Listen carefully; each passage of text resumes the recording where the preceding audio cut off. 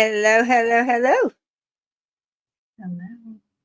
Gretchen, Mandy, Leisha. Hi. Hello. Hey, guys in the chat. Thank you, mods. Thank you for coming. Hello. We got a special surprise today. It's a whole different format. So, If y'all hear some screaming, don't fret. and we have the baby. We have a baby. Oh, and if you see the lightning, it's storming. So It is, yeah.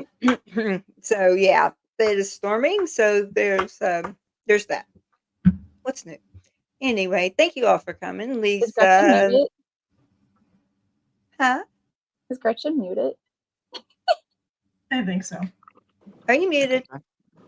She There you muted go. herself. Sophie and Lisa and I don't know, Miss Sunrise Dawn. Thank you, Violet. Hey, everybody's just coming in. I think the notification went out a little bit late after I started the live. Anyway, thank y'all for coming so much. And yesterday we talked to Liz Gill about parenting after growing up in a cult and the differences and things like that of her approach versus her parents and her grandparents' approach, and her being a third generation. Shut a heck of a hurdle there. But we also, what's wrong, Alicia? Nothing. No, the other Alicia. Oh no, Miss Sunrise Dawn. Sorry. Oh! I was like, it's just the baby. I'm sorry. Oh no! I hope you don't. I see what you're. Oh Okay. no. Not. Okay. Oh. Be careful. I'm hoping that that's not. Maybe just have the crew get some antibiotics, and I don't know. That seems to be going around. I heard a meep. I heard a meep. No. I'm telling you, you're gonna probably hear her. I fed her. She's been fed like plenty of times. How old is she now? Like maybe 2 weeks. Oh, She's like a whopping like 7 ounces. I can't even. 7, depending on if she just ate 7.5. But yeah, so she's a little feisty. She's a little degraded kitten. Okay. I got to get on Amazon. You got her stuff. You're totally fine. So, anyway, you're welcome, Miss Sunrise Dawn. Go take care of yourself, please. Yeah, be safe. And I'm sure people's gonna be rolling in. Like I said, the notifications kind of went out late. Mm-hmm. But anyway, so Gretchen, I'm gonna shut my mouth down. You can hear me? We can hear you. Okay. Yeah, you're good. You're in it. You know, audio is something that, maybe we should have. I should have. So yeah, just first of all, I want to say what a pleasure it is to meet you. I've watched you. I think I watched, what was it? One of your videos. It's been a while, a little bit of time, but with Liz Ferris, maybe? Was that probably yeah. some? You've probably have done quite a few with Liz, I imagine, but and other ones. But I've watched you, and like I said, I sometimes will chat, but I'm mainly a lurker. Yeah. Usually, and a lot of people. So, but good to meet you, and I'm glad you agreed, to come on and hang out with us for a little bit. Yeah, I can't believe you guys have your own channel and are doing this. It's so cool. Keela and we saw each other. Was it April or May? Yeah. April. Yeah. So we saw each other a few months ago, and then new channel, which is awesome. I love it. I'm so doing a lot of good work. You realize what the need there was? Like how many people would be like, "Oh my gosh, I'm so happy you're here." No, actually, I'm going to tell you, I really thought we weren't going to get. It wasn't going to catch on as fast as it did, and now we're having to put boundaries up to wait. Okay, you don't have to. You can't call me. You can't text from this time. And I saw in the chat where the need was real. People were commenting all the time about losing their insurance. No one to even just talk to. Just talk. Right. We're not talking about treatment or anything like that. We're just someone to listen. Yeah, like a peer or some support, some peer support. Right. Okay, so and I already fight in my state, the entire state that it should have the best mental health system has the worst, second worst in the whole United States. It sucks. So and it's a huge state with. I know you would think that I would have No, that sucks. I don't And understand why. Well, oh, that's like a 5-part series. Yeah, I just don't For understand why we have the insurance makes it so dental and vision have to be separate, like they're Not attached. luxuries. They are luxuries. Those are the right. add-ons. Okay. No, those are not luxuries if I cannot see. Right. If you can't see, you shouldn't be. Yeah, it's going to be hard to drive. It's going to be hard to work. It's going to be hard to do. I'm gonna be like Nora. I've got progressives, and I got to go get them increased now.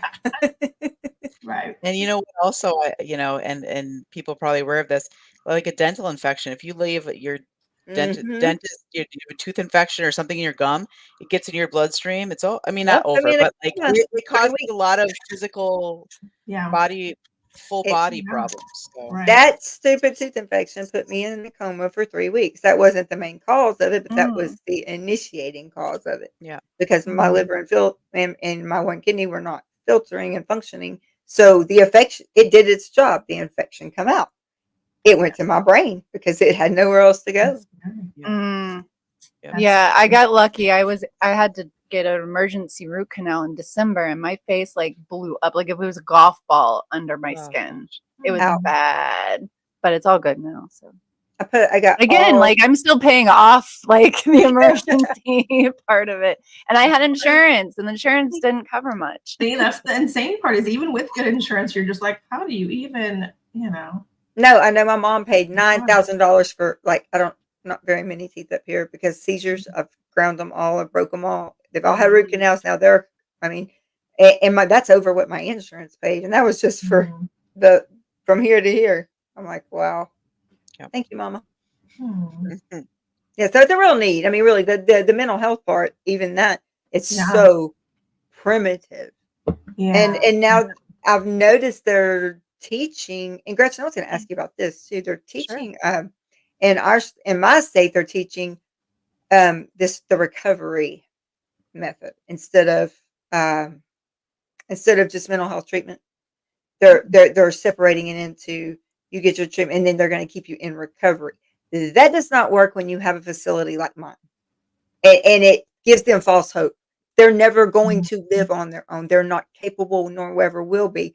Not that I don't have hope or faith, but we have a facility for over 20 years for a reason. They're not able, but they still do not alter their plans when they're talking with someone that's never going to be able to live on her own and telling her, "Oh, we'll call around and find you an apartment." Mhm. Why would you give someone that kind of hope and then rip it out from under them, knowing that they are never going to be able to do that? Right. That must be devastating. It is devastating, and it pisses me off, and I'm sorry. Yeah. It's Well, like they're trusting someone to help and then Yeah. probably going to feel betrayed because betrayal I trauma. tell them like it is. Pretty I don't rough. lie to them. I do not lie to them. Well, and I've worked at like a lot of, and just to summarize, I've worked at a lot of levels of mental health care. So I've worked at like acute, like when people are hospitalized for suicidal ideation or Mhm. acute psychosis episodes, that kind of locked unit, all the way up to dual diagnosed co-occurring disorders with Yeah, substance abuse full diagnosis. programs, outpatient, partial hospitalization, intensive outpatient, community mental health, like working Mhm. literally like talking to people, going to their homes with low income and homeless folks. So, and now I'm in private practice, but I've seen all levels. And I think recovery, I think that needs to be defined. I'd be curious of like what they think of recovery, because I don't think, like you said, someone with severe mental illness that's has trouble staying in touch with the reality, let alone paying a bill or an apartment Yeah, but lease, they're going to like call it rent. recovery. But yeah, because we see, I need to. unfortunately, yeah, there's a lot of people that I saw when I was in acute outpatient or acute inpatient, sorry, it would be like a revolving door. And I'm like, there Mhm. has to be a better system. Like, That's what we it know that, is. That's why yeah, it we would be like built. they get stabilized on meds, they'd go, out, they'd be on the Mhm. streets or wherever they would go, maybe they go to somewhere where, temporary or whatnot, or I go back out on the streets for 2 weeks, and they're turned back in. yeah, It's a and then they revolving come door. back in, right. My Yeah. mom cashed her entire retirement out. Entire. She was the director of nurses at the crisis unit in Beaumont, Texas. She cashed out everything she's ever worked for, plus when my dad was killed, all of the life insurance that she had on him. And she opened it. It was her dream. She said they are going to stop having to live their worst life. I want them to live their best life. They've Mm. had enough. Yeah. She said, I can't see them do this anymore. They have Yeah. nowhere to go. Yeah. And that's how. Well, and there's a lot of paranoia and mistrust of agencies that are supposed to help them. And I think in some cases, rightfully so. I think there's a lot of, speaking to what was said earlier, like just Hmm. promises that aren't kept or things falling through the cracks, and then, Shortage of staff. or inconsistent Shortage. care and intervention. So there's a lot of issues, but I think, yeah, it's, I'm glad that programs like that your mom did do that, even though it was kind of a leap of faith, because I think It was. We were way ahead of our time. Yeah, I was just going to I say, you were know. kind of ahead of the curve there. Or Totally. she We your went mom. to Austin. She went to Austin and wrote the legislation so that it would be governed, where we could get our own health and safety code and our own boarding home rules and regulations, Wow. because we had Amazing. nothing and people were taking advantage of that, bringing in all these people and taking their checks, and them ended up with absolutely zero, nothing, Right. zip. And I'm like, okay, well, that makes us look bad. So we became a 501c3. We opened in 04. We became a 501c3 in 08. And on September 1st of 2009, we got the legislation passed in the state. That is awesome. Wow, that's amazing. Oh And yeah, do you- Kathy. Yeah. Kathy Ann has a good point. After the last asylum facilities were like closed down, that's why we got it, like a flush of like homeless people too, because they were all just like pushed out into the street. Yeah. But agree, even Mandy. with the current system, like there's still too many hospitals that do abuse to their patients, and it also plays into the lack of staff for these places, lack of funds, so they're not always getting the best care. Mm-hmm. And also, I feel like, and I've had this discussion with people many times where like,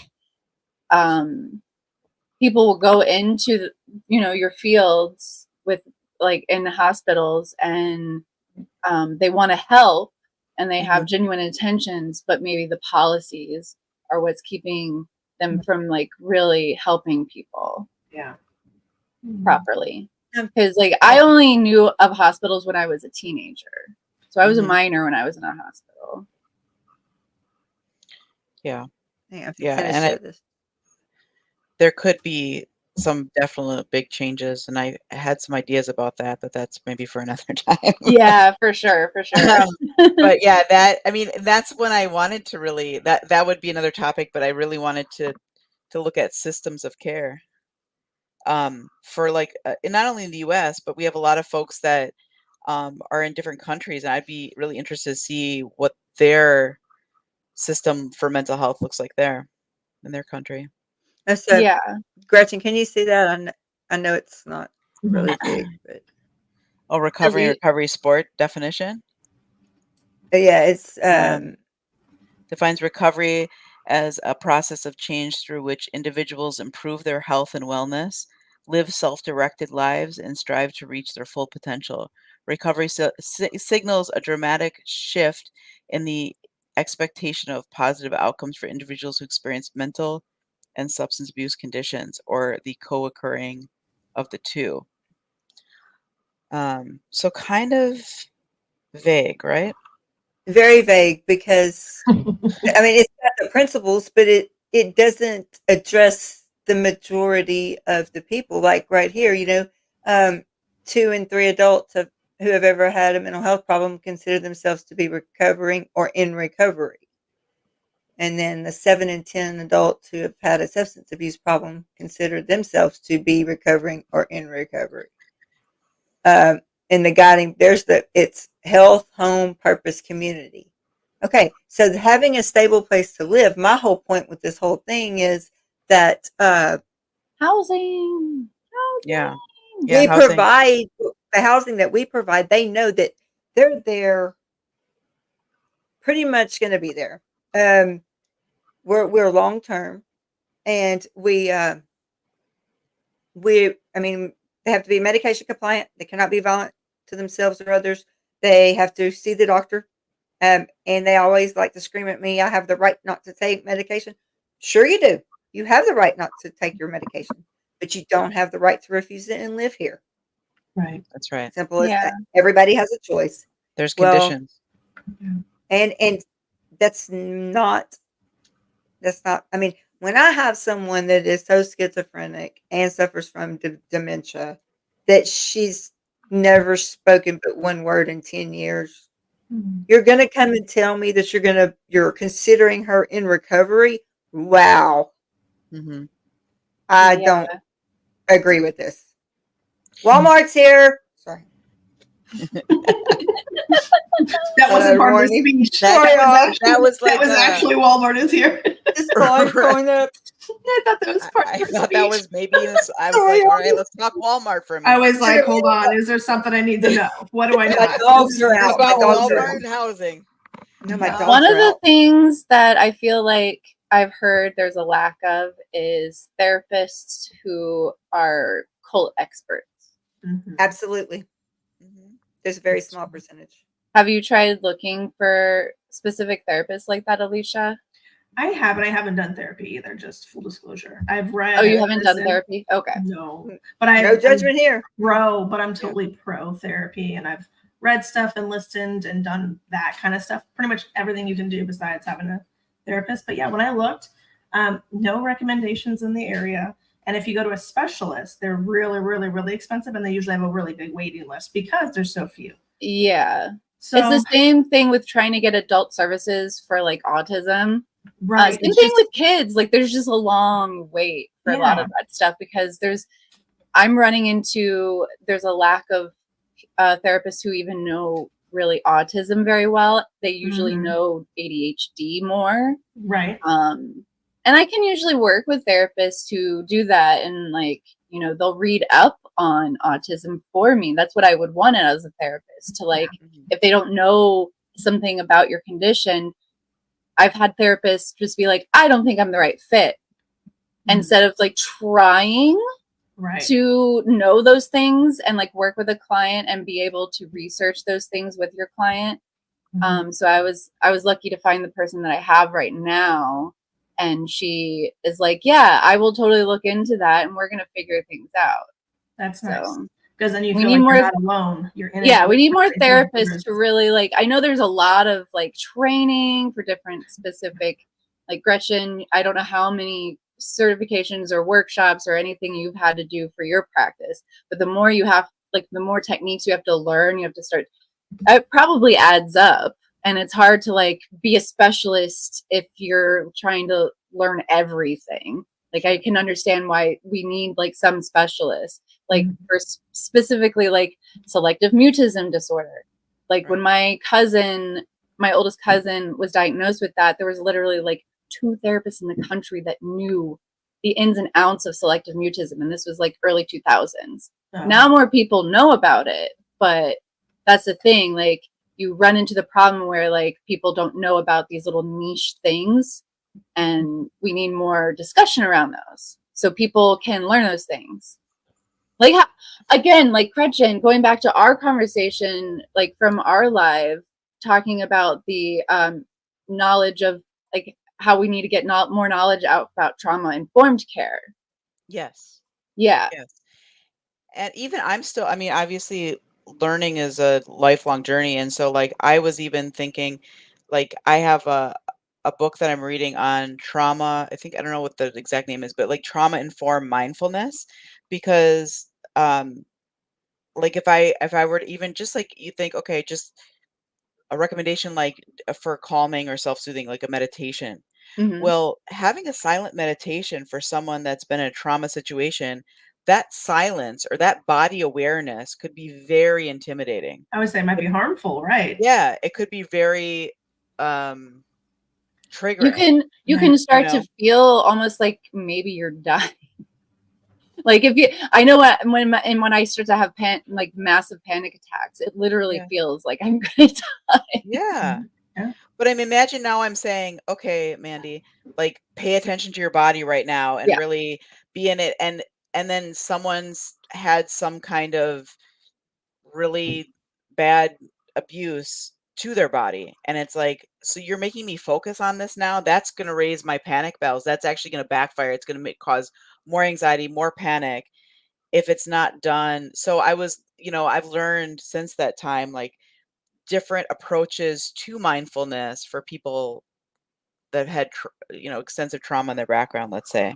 So that's been helpful because you think, okay, again, it's not like the way that we approach one particular intervention can be appropriate across situations. It's like, okay, yeah, generally mindfulness or meditation can be helpful, but how can you make it more, like you said, trauma informed so that you can amend it, you can adapt it to So make Elysia, it my more question safe. is, if you haven't done therapy, have you done like self-help books? Yeah. Tried like things that have you figured out things that work for you? Yeah. I went through like a whole, mainly audiobooks. I'm not good at sitting still. I'm just not good at sitting still. I'm always moving. So I did audiobooks. So like driving to work, driving home, or if I'm at home by myself, like it's a quiet enough time and environment to do so, I would do that.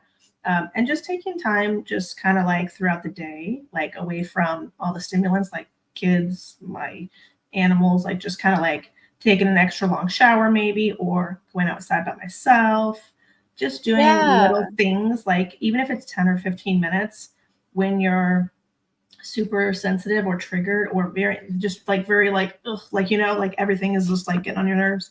I am more of a self-isolation. That's like my go-to even now. I'm like, I'll just go by myself. Yeah, I mean, sometimes I like to process things for a bit by myself before I start talking about it to someone. Right. And also so I don't like take it out on my kids, because like it doesn't have anything to do with them, Right. If I'm just in a shitty mood because blah, blah, that has nothing to do with them. You don't want to be like spewing. You don't want the trickle down trauma. So that's what I call it, trickle down trauma. Like that makes sense. Like your parents had their traumas, right? And then they Right. raised you with that trauma because, there wasn't as much knowledge. So I'm trying to not do that as much now. Trying. Doesn't mean we're going to be perfect or, not ever mess up. But and it's fine. Like there's no perfect way to get through this stuff. Right. And sometimes Elysia, you actually said something that when I was talking to Gretchen about when I did my anxiety, when that generational curse and just breaking that generational curse. They said my mom put it, still to this day don't know what that meant, but okay. Yeah. She might, but you do, and you're carrying that on in a way that makes sense to you, which is good because No, I mean it really don't make sense to me. I don't know. And she's Emily's totally opposite. It doesn't. She told me that because I couldn't have children, I broke the generational curse. Okay, I don't understand. I wish somebody could tell me what she meant. I don't know to this day. Maybe she just, I don't know. I don't know. That's a specific thing. Either. I don't know. That's a specific question for like one person to answer. So that I don't know. But yeah, he's not answering it. She's the with your parents being in Scientology, are they still there or did they leave yet? I don't remember if you ever told me that. No. So my mom passed in 2021. So that was my catalyst to being able to speak out publicly. So I never liked it growing up. So I was never a good Scientologist, just FYI. I was always out ethics and not on board and not with it. But I was allowed to be. So I also want to point that out. Most people that had Scientologist parents, they were hardcore, like extreme, I was lucky in the sense that I got to talk shit about it. And this was something that my parents still liked to do and believed in, but I was able to express myself growing up that I didn't like it, which is not normal. I want to point that out. I think you're the first person that's come on and said that. Yeah. Well, so for my mom, it was important for her to want me to to allow me to pick it, to choose it, because she thought that was the correct way to do Scientology, which kind of backfired in a way because I was never going to do it because I always thought it was weird and strange and it just wasn't my cup of tea.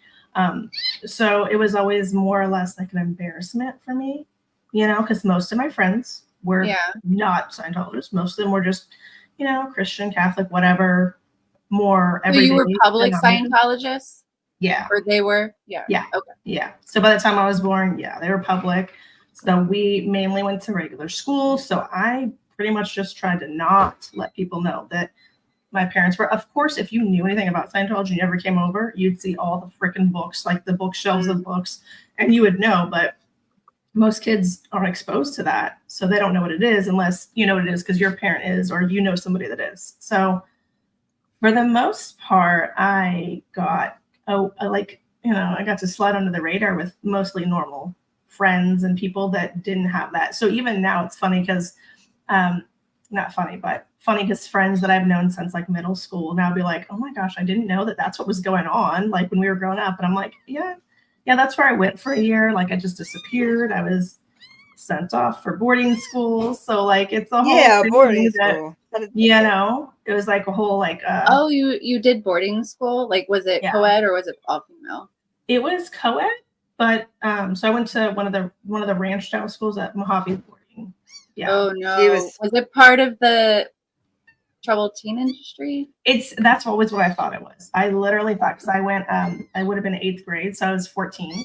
So I was sent off, so I didn't go to 8th grade ever. So like 7th grade, that was like the last time I went to school until I started 9th grade late.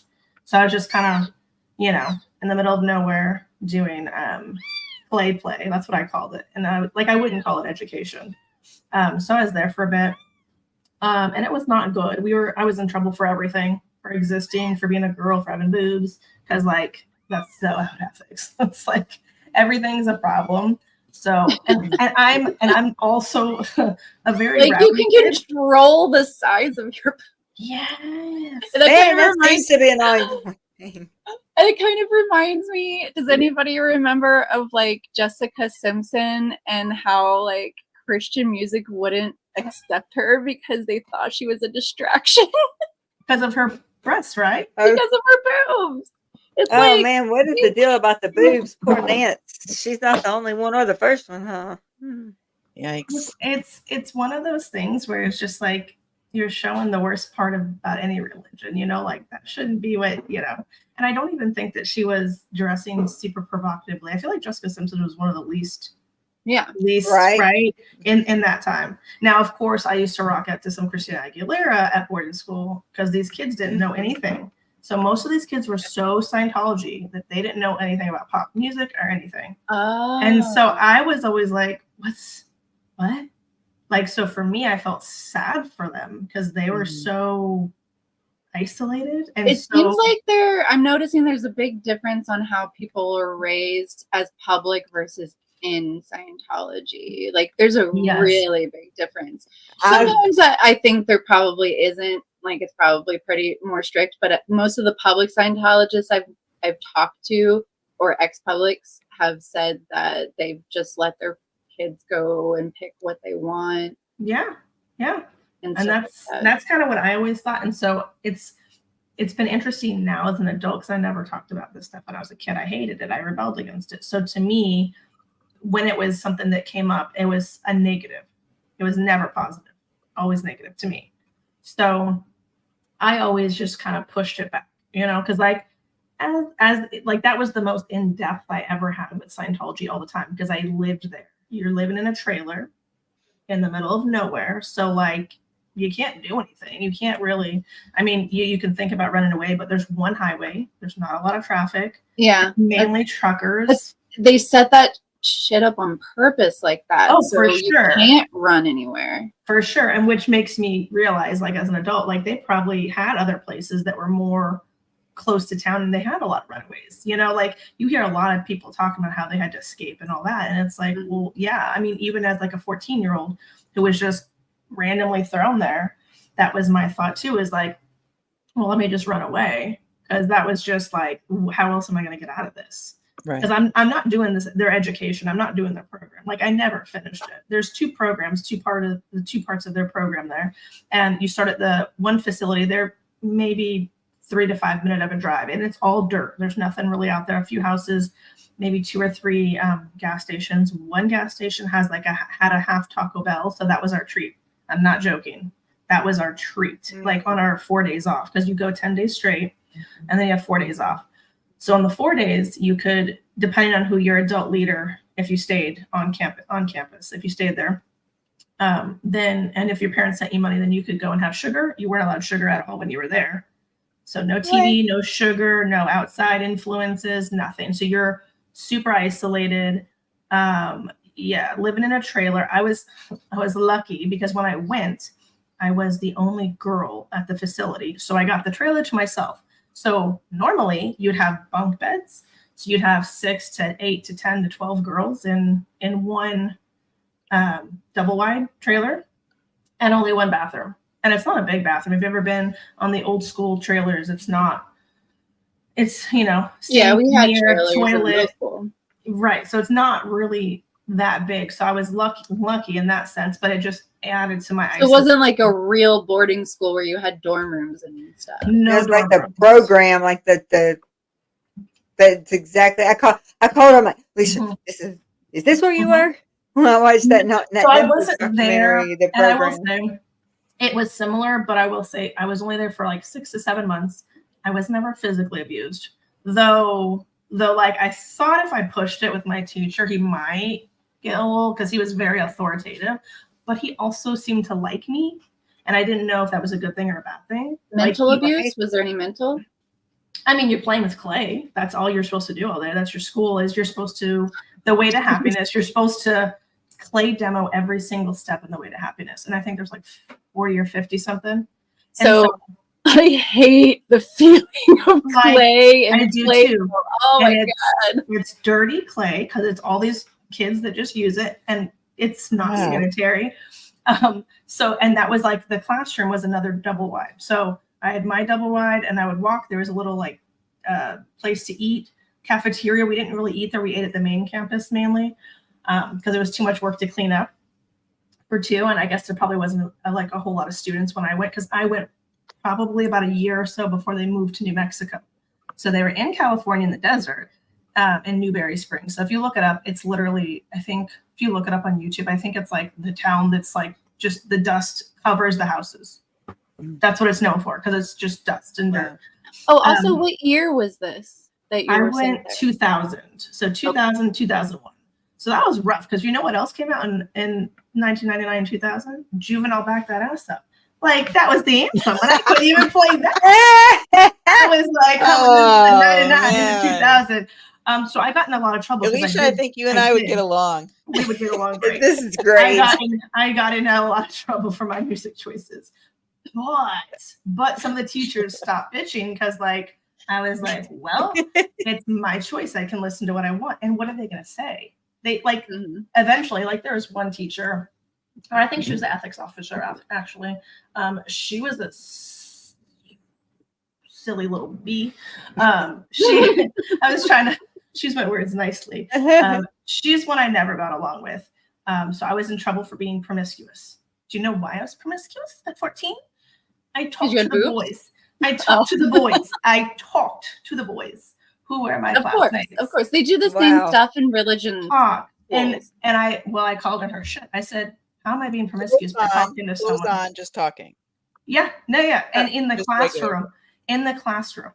So I was like, open your dictionary and show me what definition you're trying to say. Because she's like, there's multiple definitions. I was like, that means sleeping with people, and I ain't fucked nobody. And she didn't know what to do.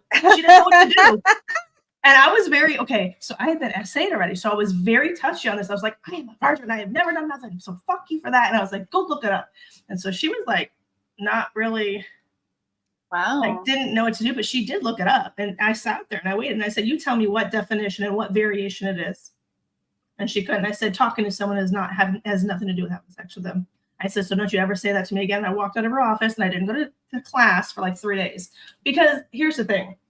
You come out, you have to go to, you wake up at like 6 and then you leave at like 6:30 from where you're at, like where I was at. They called it the farm, which there was no animals there. So probably they were just saying that we're animals because we're new. Yeah. That's what I'm guessing. Hurting all of you, maybe. That's what I'm guessing. Yeah. So we would go there in our dirty old white van, like it's all, just a creepy old van.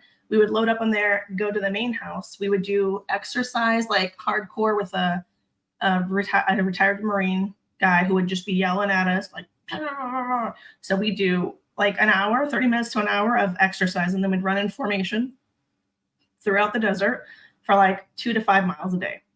All this before breakfast. So we're doing this at like from like 7 to 8 in the morning. After you're done with all your exercises and you run and you go back, then you get to have breakfast. So after breakfast, then we get back in our van and go back to our campus, our trailers, our section of the dumpster fire. And then we would do our schoolwork. Now, I went out the teachers, and the teacher's parents, I didn't know this, the teacher's parents knew my parents. So my parents and his parents knew each other from their time when they were in the Sea Org and stuff. So I'm guessing that he was probably trying to be a little bit nicer because maybe he knew who I was, but I didn't know who he was. But he was very inappropriate, to say the least. Sex talk, talking to me about sex, talking to me about how boys like me and how it's like they're all doing stuff, and like just not inappropriate, not appropriate stuff. And in my dorm by myself too, like a full-grown adult, and I'm 14. And it's just us in a room. Like, I shouldn't be hearing about your sexcapades, how Scientology helped you with your out 2D. I shouldn't be hearing how you banged your best friend's girl. Like, all kinds of wild, wackadoo shit. Yeah. So that was always really weird, but I was also kind of a little bit more smart than maybe some of the other kids because I had real world experience. And so I kind of just like to keep him at bay because I was worried that like it might turn physical and like he would overpower me. Like, it didn't happen, but I was concerned that it could, like with all the talks about sexual stuff. And I was the only girl there. So I was like, ooh, but I got lucky because there was another, not a student, but I guess someone that just worked there. There was a little bit older and they started dating. So luckily he was busy with her. He's now married to her still. So there's that. Did you ever feel John lost power for everybody in the chat? John is not able to get on. And I saw him disappear. And I'm like, nobody's throwing questions. So now I got to go. I'm going to go run. Or Mandy or anybody can run up and grab the star. I wasn't paying attention, so I noticed he wasn't there. Oh no. Gosh. We were worried about some of the weather happening. So, oh no. Yep, he lost power. Dang. Well, dang. Well, Alicia, I found the answer to the question that I about what percentages of therapists or that we were talking about. So let me share that real quick. I emailed it to myself though, because okay, that's another subject. Okay, I emailed it to myself because I didn't want to. I had nowhere to just really copy and paste it real quick. So let's see. Okay, well that didn't go too well, did it? Now that's Chat GPT. There isn't a specific percentage readily available regarding how many therapists have had formally trained or have been formally. I can't read. Oh my gosh, formally trained to treat patients coming out of cults. However, it is widely recognized that specialized training in this area is quite rare. Most therapists do not receive specific training in dealing with cult recovery as part of their general education. This is largely because cult recovery is a niche field with mental health that typically requires specialized knowledge and training, coercive control, and psychological manipulation.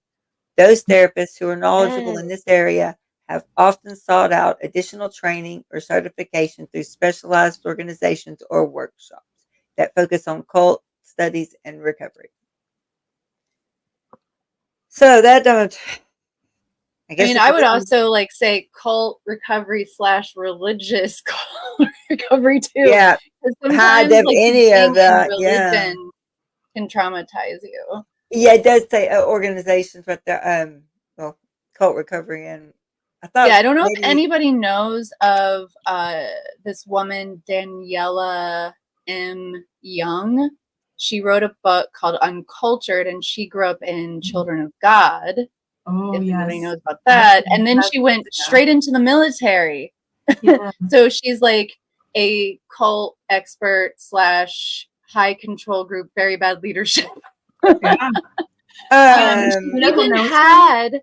She even had a talk on cults to consciousness with Mike Brown. I would say Mike Brown kind of knows her husband. So that. And and it was really interesting to hear their both perspectives of being in different cults and then also going straight into the military Oh yeah.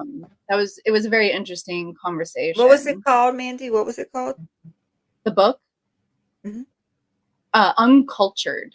Mm-hmm. Uncultured. I have that in here. Okay, I've listened to it. It's on audio. Cool. That's I what have not. I would say I haven't heard that one yet, but I was so interested because I remember hearing Mike Brown talk, and Mike Brown's such a kind, intelligent, he's amazing human. Yes. He's very easy to listen to. Yeah. Yeah. Right now, I have went on to My So-Called Crazy Life, a true story of an escaped Scientologist, Aurora Rucker. Oh, I haven't heard that one yet. Is that a book? Audio. Is it audio or is it like a podcast? Yeah, it's audio. It's audio book. What is it called again? It's called My So-Called Crazy Life, a true story of an escaped Scientologist, and her name is spelled AURORARUCKER. That's one I just come across. I hadn't seen that yet. Oh, cool. I haven't heard. Yeah, I haven't heard that. I'm on chapter 6, and it's fair gamed all the way. Yeah, wow. She's not crazy. She's checks herself into a mental hospital because she thinks that she's crazy. Yeah. That's where I'm at right now. Well, because that's what high control people or groups do. Yeah, they're wanting you to know that you can't make it without them, which is so sad that they're that gross and that grimy that you'll be flipping burgers, and it's like, that's freedom though, bro. I'll flip burgers all day and not have nothing to do with you. So I mean, I guess that works. Those threats do work on some people, because if your whole family is in it and that's all you know, it's hard because you have no identity to go back to. And how do you ask for help when you don't know anybody that's outside of that? So do you have contact with other family members? Yeah, I do. Were other family members ever in Scientology, or just your parents? Just my parents. Like they're the only ones in both sides of their family. So everybody else is kind of just like, yeah. So that's been helpful because I had a strong family. Do you talk to your dad? I mean, I probably can. I don't very often, but I probably can. I've not been technically disconnected from, but like we don't really, have much of a relationship. Yeah. It's and most of that's my personal choice. Yeah.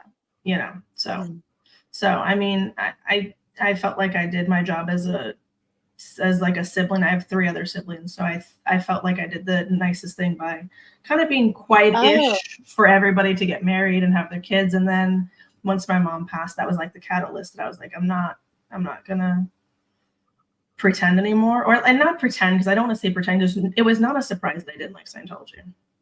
No one in my family ever thought I liked it, but I don't think anybody assumed or thought that I would go public like in this way, if that makes sense. Like vocally all the time growing up. I mean, I didn't like it. I was pretty, but I was allowed to be vocal, and so I understand that that's also a privilege in itself for people that maybe grew up the same way as me. Other people would have like never been allowed to say anything bad about that. I mean, when I was like a teen, I used to say that Hubbard looked like a creepy child diddler because I thought he did. And I also used to say that he looked like from Ghostbusters, the scary thing at the end, the scary guy. Do you know what I'm talking about? Marshmallow, the Stay Puft Marshmallow. No, like the old man, the thing that they are trying to fight. It's like old man. He kind of comes up in like smoke or something. Anyway, I was like, he kind of looks like that creep. And most kids would have to probably ask me for that, but. What? So it sounds like in your household growing up, you were able to be a little bit more vocal and show dissent in some ways. Like, do you remember any specific, like you said, you were never really strictly in, like had to do a lot of the strict courses or, things that other kids may have had to do. But do you remember its impact in like how your parents raised you? Oh yeah, for sure. I mean, touch assist, not really big on meds, like all that, looking down on people that like psychiatrists and stuff like that. I mean, the whole reason that I named the channel Degraded Daughter is literally when I was a young child, my parents and I lived in inner LA. So not a great part of town. So when we would go to the grocery store, and this was early 90s. So there was a bad drug epidemic, and there's a lot of homeless people because of that, and because of mental health and all, like a variation of things. And so I remember my mom getting out of the car and being like, oh, that DB, to somebody that was probably shooting up in the parking lot and just homeless. And as a young kid, I remember her saying that. And then when I was a teenager, I brought it up to her and I was like, do you remember saying that when I was like maybe 5 or 6, you know? And she was like, no. And she was kind of shocked that she said that. And I was like, you're a real fucking asshole. Do you remember that? And she was like, that was horrible. I can't believe I said that. Because the further away from Scientology she got, the more of just a normal human she was. And so even for her, it was like, why would I even say that? That's really shitty thing to say. And so that's why I named it Degraded Daughter, because I'm the daughter of someone who believed in it, and it's harder to say in a good way because I don't think it was ever positive, but I think the people that got into it early on thought it was like a counterculture kind of thing because it was not a religion. It was more self-help. So to them, it was different than what they were raised in. I even I was talking to Mitch Brisker the other day, and he said it too, and he's like, it was counterculture when we got in. I was like, you should talk about that because I don't have that reality. I don't have that. I didn't choose to get in, but you did. And I think that's important to point out that when you started in it, it was new and it helped a lot of people get off drugs. A lot of people, you'll hear them say, you know, it helped me get off drugs. Right. And I don't know if it's that it helped or if it's the people that were so freaking amazing that cared.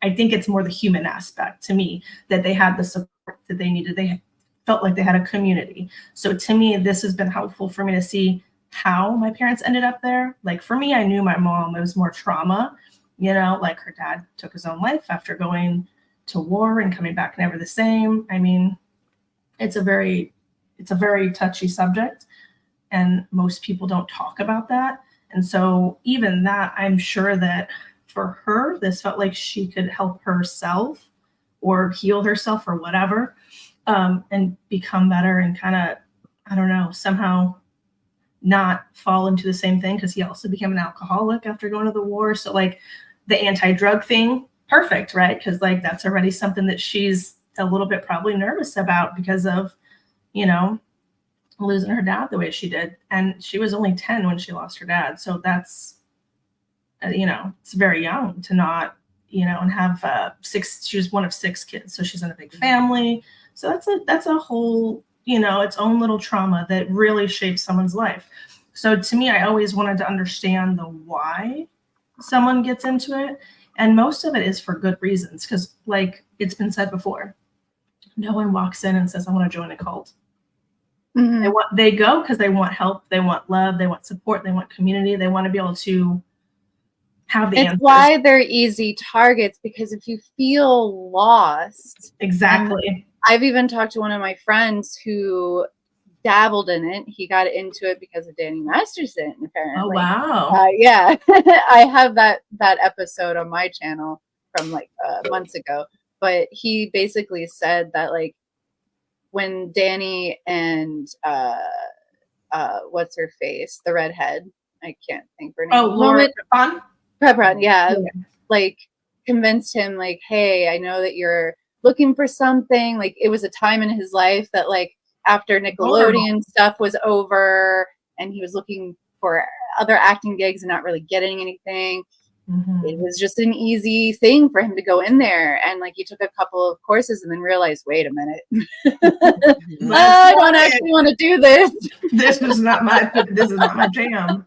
Well, and I will say the stories I hear from like 60s, 70s, like from like maybe the earlier people in it, a lot of people will say it was a lot more fun, like they felt like they had more of a purpose.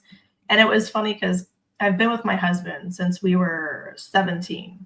So we met when we were 16 in high school, but we started dating 17. So he has nothing to do with Scientology. So when he would be over, he'd hear the talks about whatever was happening. And this was in Clearwater, after like near Clearwater, Florida. and he would hear the stories and stuff that's going on in Scientology, and he would be like to me, he'd be like, seems like there's a really big divide between like the old school ones, like your parents, and like the newer ones. And I'd be like, what are you talking about? This motherfucker was right. Don't anybody clip this and send it to him, because I don't need I don't need none of it. Kathy Ann, don't need none of it. Kathy Ann, clip. You said do it. If someone does that, he's gonna be like, I told you so. And that was like 20 years ago. I'm like, yeah. No, but you're right on something really on there. You're right. There is a disconnect. And I believe, I mean, I don't know, but I believe a lot of the miscommunication I'm not going to say infighting. That's not the word I'm looking for, but just the discourse. Maybe differences of opinion. Yeah, difference of opinion, everything comes from that generational gap there, the age gap. You know, and I don't think one's right or wrong. I just think for me, when I hear a person of my parents' age maybe say something like, it wasn't that bad to me, I'm like, fuck you. This ruined my life in a lot of ways. And I can see that. I mean, I'm not saying I would say that to somebody. I'm just saying I can see how that would feel like a smack in the face to someone who's been through an incredible amount of trauma and pain and is never going to be able to maybe you can't get that back. It's not like you can just be like, oh, let's redo this. I mean, and I'm not speaking like just for me, because I don't feel like I had it as bad as a lot of people. It doesn't mean it was great. I do feel like it would have affected a lot of stuff, but I also understand some people had it a billion times worse. Like, but Elysia, that does not negate your story. No. Of course not. Of course not. I just know that other people also have incredible amounts of pain, and I can understand feeling like that person, like taking it personally. So I can just see that. Not that it's right or wrong. I can just understand that it can be a little bit more touchy. Now, it doesn't mean that whoever's saying that is saying it to make somebody upset. It's just, it's different. Yeah, intent and context matters. Right. Especially like if you're trying to connect with someone who may have abused you, like specifically like with my grandmother, I now as an adult doing trauma-informed care, even with my students, with other people, I realized I could actually talk to her in a more compassionate way, because I also know, even though she was my abuser, she was very abused. So it's like you can find that compassion because you have the context of why this person is acting this way. You don't have to like it. You don't have to make amends with that person, but that's why I specifically decided to try and make amends with everything, because I was starting to realize more things about how trauma affects people. And I was like, you know what? And it's not like I didn't have compassion for her before. It was just like, oh, I really do get it now. And she really needs to hear that she was a fighter. She was homeless, kicked out when she was 16. She went through hell. Like, she needed someone to tell her that she got through it and she did a good job. That she, like, that was a really hard thing and you overcame it.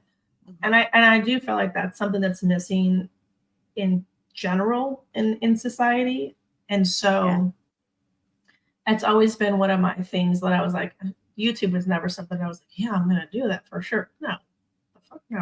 But one of the reasons I was like, yeah, maybe that could be a good vessel is, even if you just see me in someone's comments saying, I'm really damn proud of you. I don't care if that's all I do. That's for me important to do. So many of us didn't get that. So no.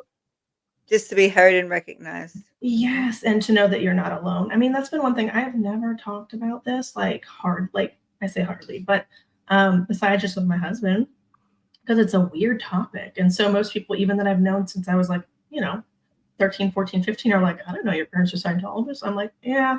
What do you think all those books were? They're like, I don't know, just look like a bunch of encyclopedias. Like, they were little cult encyclopedias. But so it's funny to hear that now, because I'm like, well, yeah, that's where I went. That's where I disappeared to. Like, So, I mean, I did a good job covering it up at the time. But well, yeah, let's see what you thought you were going to school and just didn't get brought to school. No, no warning. No. So when did you? Yeah, no warning. When did you start having kids? Kids? Yeah. I got married at 21. My first kid at 22. My second kid at 23. Oh. And then moved out of state at 23 with the kids with my husband. So we were just like, let's do this. We were together for 4.5 years before we got married, and then had the kid. We had our daughter about 5 years after we were married. 4.5, 5 years after we were married. So cute. Like I could never imagine ever marrying my high school sweetheart. I know people go through it, and and it works. I will say, I don't know if I would have been able to marry a high school sweetheart if I didn't want so deeply to have a very strong relationship, because people married in Scientology,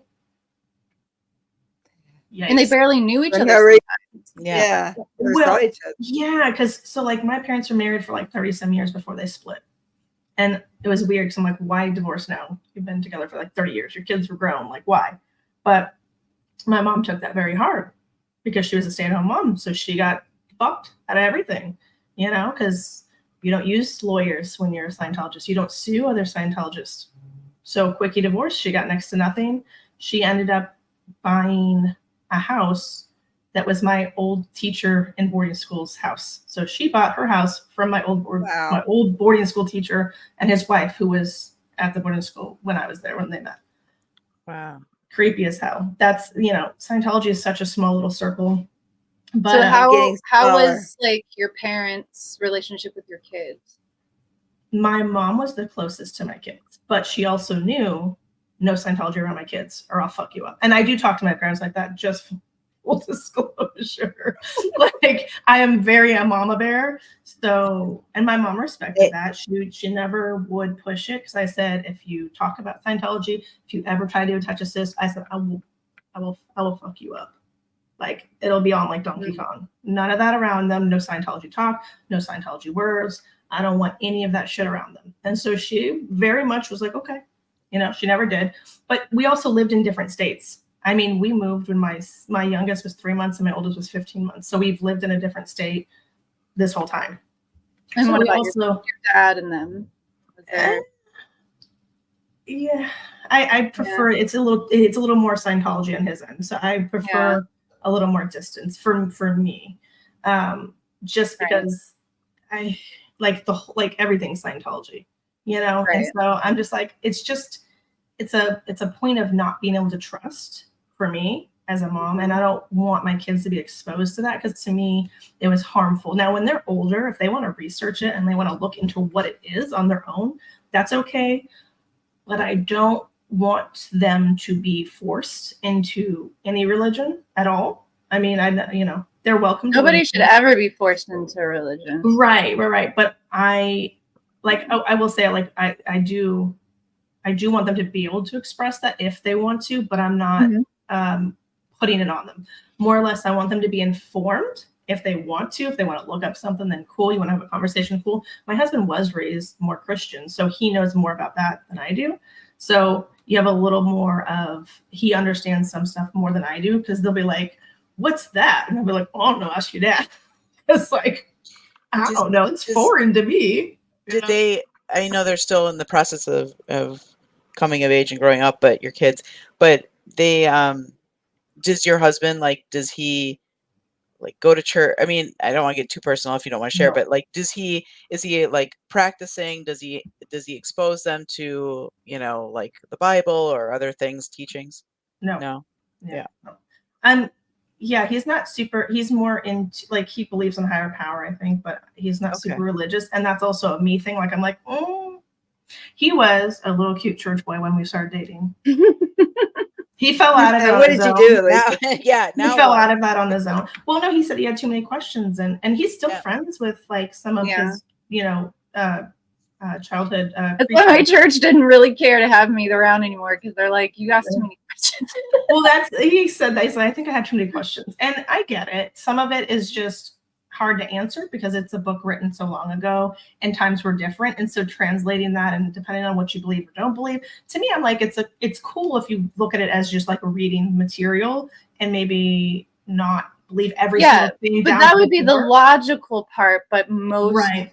religions, especially like Mormons, evangelical, like I grew up like in Southern Baptist culture, so it was very like you're not supposed to ask questions, and you're supposed to constantly be scared of going to hell.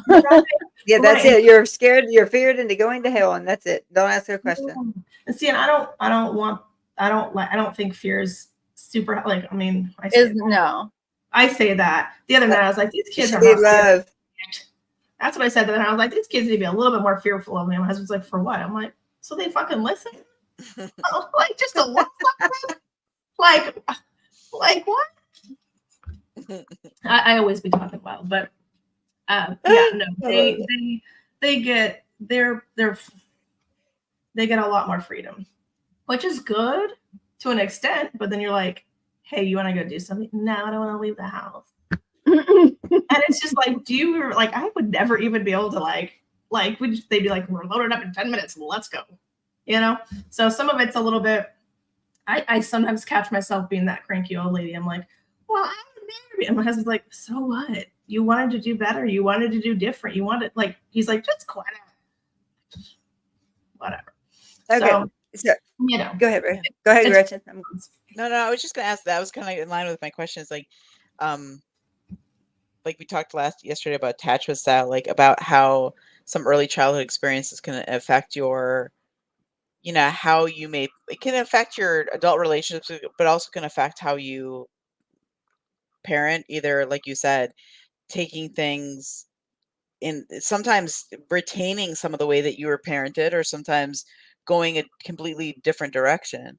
And it sounds like you, because of the way you were raised and because of the influence of certain, like Scientology and otherwise, you kind of went maybe a different direction. Is that true? Or do you feel like there are components of your childhood that you're like, yeah, I want to keep that. I want to instill that in my kids, or I want to do that with my kids? I would say both. I mean, I don't want anything Scientology, but the one thing I will say, my mom was amazing at being a caretaker. Like it's the weirdest thing, because most people didn't want to be like, I would say they didn't want to be moms, but when Scientology asks, do you want to choose Scientology or your kids? A lot of people chose Scientology because that's what they were pushed to do.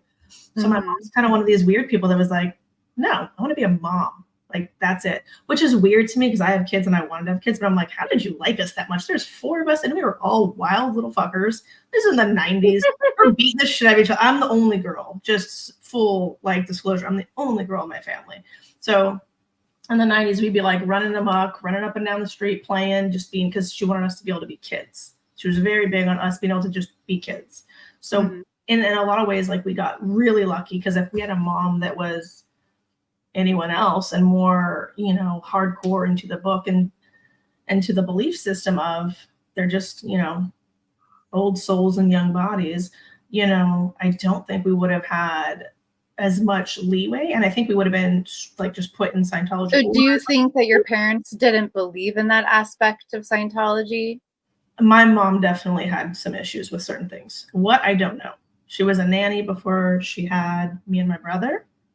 And so she saw some amount of caretaking in the Scientology world. And she later on, like when I was a kid, we didn't ever talk about it. But later on as an adult, after she divorced, she was kind of starting to wonder, like, what the fuck is this Scientology stuff doing to me? Because she felt like she was, the only reason that my parents split was because Scientology. Like, Scientology made them. And I thought, I used to think that was weird, but I've heard a lot of people say that this was happening, that there was a lot of people that were, I guess, forced to divorce. Now, I don't know much about this. I've heard a few people talk briefly. I can't recall who right now, but I've heard it being mentioned. And so maybe there's some truth to it.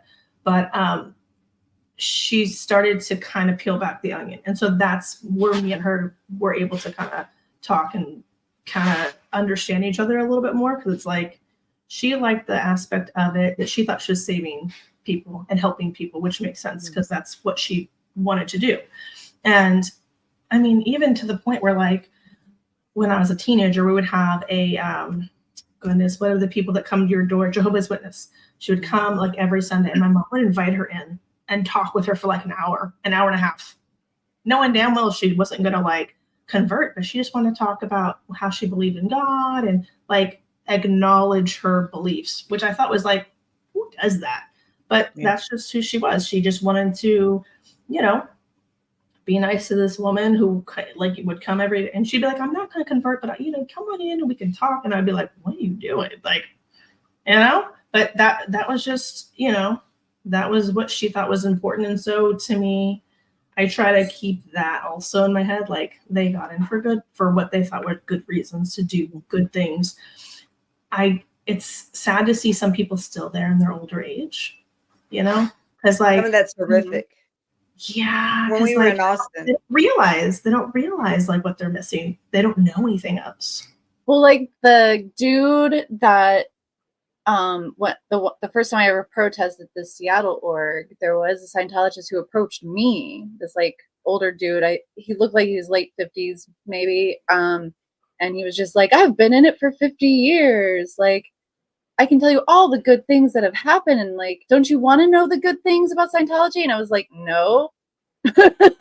Because it doesn't matter what's good as long as there's abuse happening. And that I told him that's what I cared about, and he was like, okay, have a nice day. Well, see, and they're all told that that's all propaganda, so they'll never listen because they never see it. No, because I even had the list on a poster board, and I was like, he was like, who's been abused? I've never seen abuse. And I'm like, talk to any of these hundreds of people. And he's like, like basically like, nope, I'm not doing that. And they'll just tell you that we did something wrong. Like, yeah, you pulled it in. Right. It's always just that you're at fault no matter what. And the same thing happens in extreme religion too. Like especially like if you've done something bad or like had SA happen to you, like it's your fault. Something happened. Like it will always boggle my mind how people can just like Well, there's already care about children. I know, but there's already so much shame, right? So you already, if you're the victim of any of that, you're already carrying an immense amount of shame. So you don't need somebody else to say, well, you pulled it in. Like, what the fuck? So there were certain things that I will like definitely had issues with, and that's one of them. And of course, you can't really be gay in Scientology. Like, that's not a thing. And my parents definitely thought I was gay. Which I'm probably thought you were? Oh, yeah. I mean, listen, Mandy, if you knew me in high school and you ever came over to my house, I had pictures up from like Maxim magazine. I had like the bathing suit stuff. I really liked hair. I really liked makeup. I really liked photography. I had Katie Holmes in my closet. Oh, well, you let her out. She's been trapped for long enough. Let her out. I know.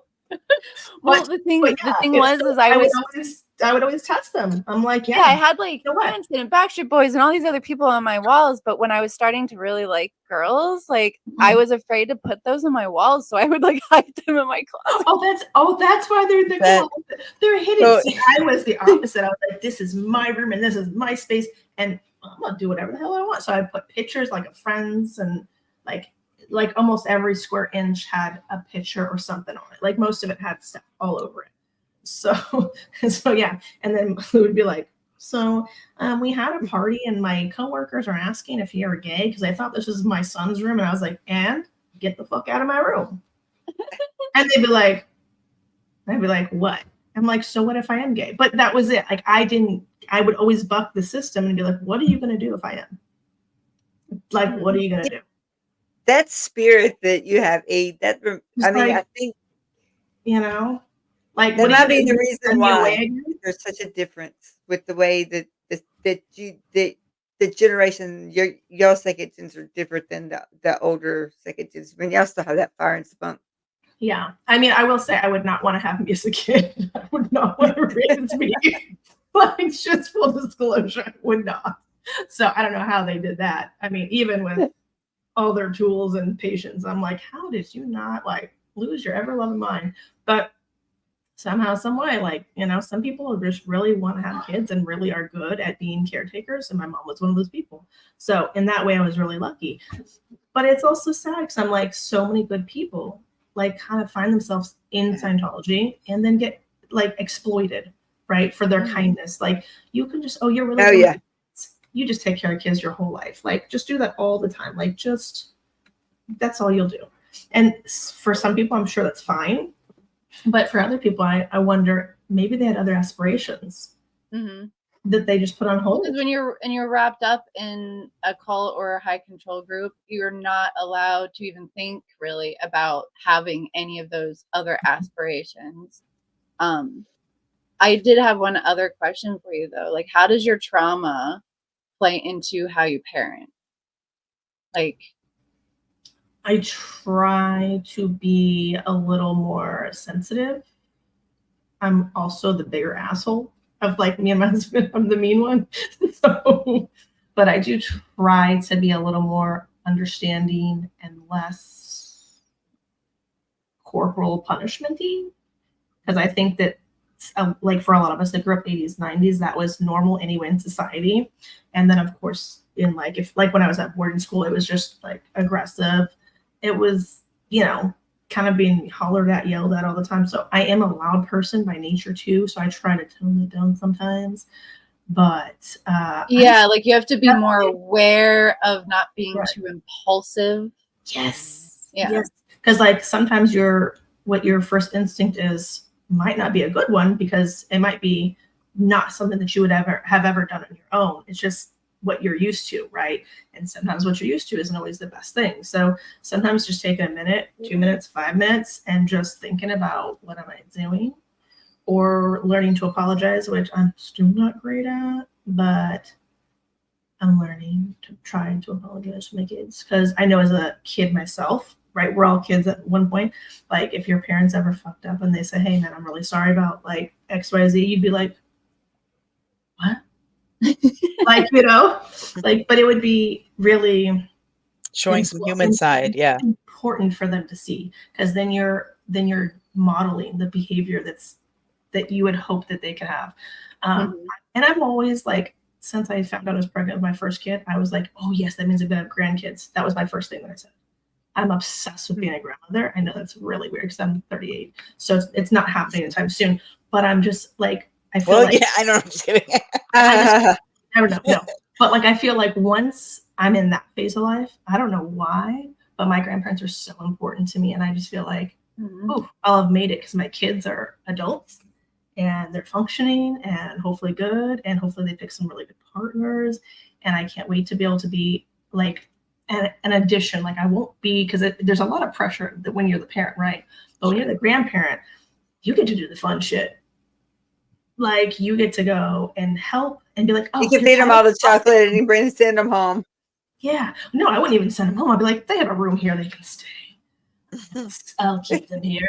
Yeah. No, I think that if I've made it that far in life, I'll be so freaking proud. Just that these little babies are humans, are full grown, and are doing their own thing. And I am so excited about that. And that's the weirdest thing. I know, like my midwife was like, what the fuck is wrong with you? It's like, you're like 6 weeks along. Let's get to the pregnancy. Let's get to the delivery. Like she was like, I have never in all my years heard anybody say that. And I was like, you just conceived. I can't wait to be a grandmother. She was just like laughing at me hysterically. And she was like, what? And I was like, I can't wait. I know I'm gonna have a baby, but to me, like, and then I also won't have to be doing all the work, because those babies, they hurt coming out, okay? And we did the drug-free shit. What the fuck were we thinking? What were we thinking? Like, what? So did you do the silent birth? Hell no. Hell no. That shit's wild. No. We looked at, we were in like Clearwater area when we had our kids. So we looked at, there was 2 different midwife places nearby. One was, I believe, like a Scientology either run, or like most of the Scientologists went there. And it's a nicer facility that has their own individual like suits like in there with their own like birthing tubs and everything. And it's nicer looking. And then we went with this other one that's like it's a house that they converted, right? So there's a bedroom, another bigger room, and then there's a front room when you walk in. So if you're doing water births, you're like right in the front. And like you can like, it's off the street. And so you can kind of walk around. There's like trees and nature, and there's like horses in the house next to it, and like some land. And so we went to both of them, and my parents were pushing for, of course, I think it's called Labor of Love in Clearwater. I think it's just, I don't know if it's Scientology run, but most of the Scientologists were going there, because I've heard other people that were Scientologists that did their natural birth there. And we went with the other place. And it's so funny because it was a long labor and I wasn't pushing right. And I was tired as fuck. And no one told me where to push from. And I was pushing from up here. And they're like, no, girl, you're not pushing. I was like, I've been doing this for hours. They don't tell me shit. Like, and I would tell them, I'm like, can you just take this thing out of me? And they'd be like, no, this is all natural. I'm like, or give me a Red Bull. Yeah. They were so funny because you can't take anything there because it's an actual midwife. And they're like, well, worst case scenario, we'll transfer the hospital. I'm like, take me there now. And they're like, we're not taking you. You're fine. And I was so mad. I was out there in my sports bra and underwear walking around like, fuck all of you. Fuck every single one of you. And my midwife goes, I love you too, but it's good because you're still talking. So I know you're not close enough. And I was like, is this going to just keep getting worse? Like, golly.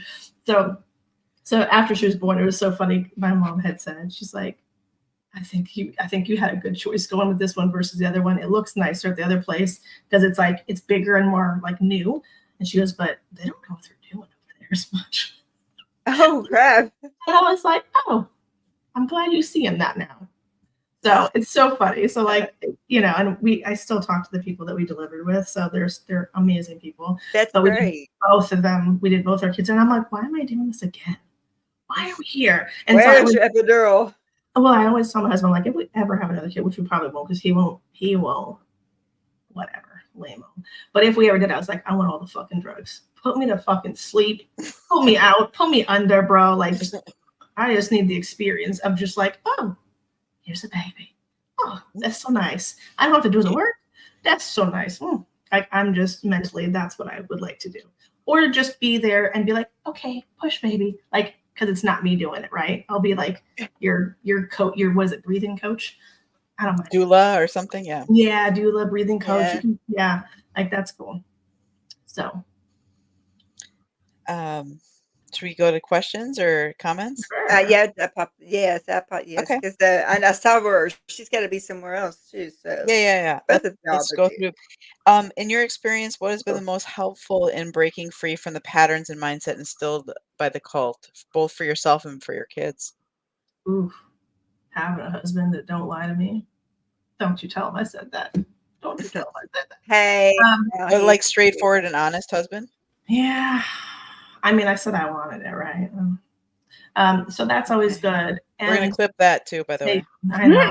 Yeah, Kathy Ann's gonna do that. Yeah, he's gonna be like, yeah.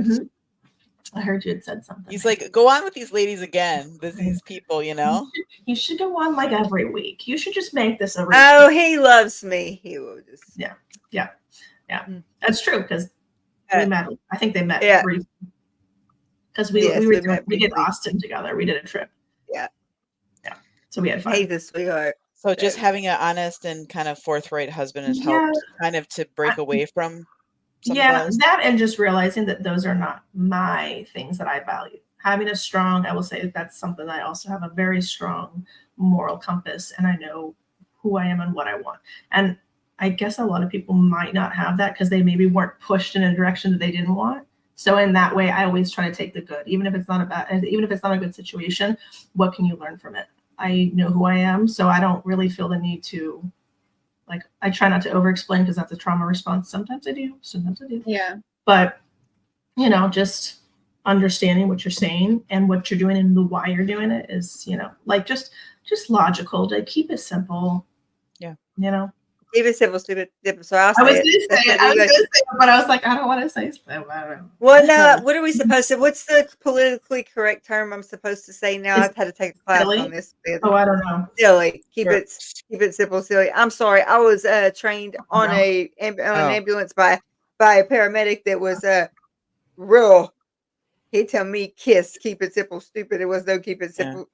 Keep it simple, silly. Yeah, that didn't never come out of other S words did. Kathy Ann commented that in 1955, 50% of hospital beds in the U.S. were psych beds.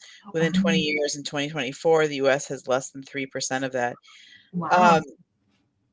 So they can take it a lot of different ways. By the way, in the 1950s, because taught a like community mental health class about like the history of things.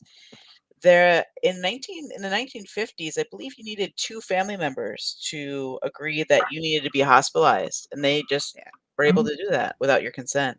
There was the second part to hers.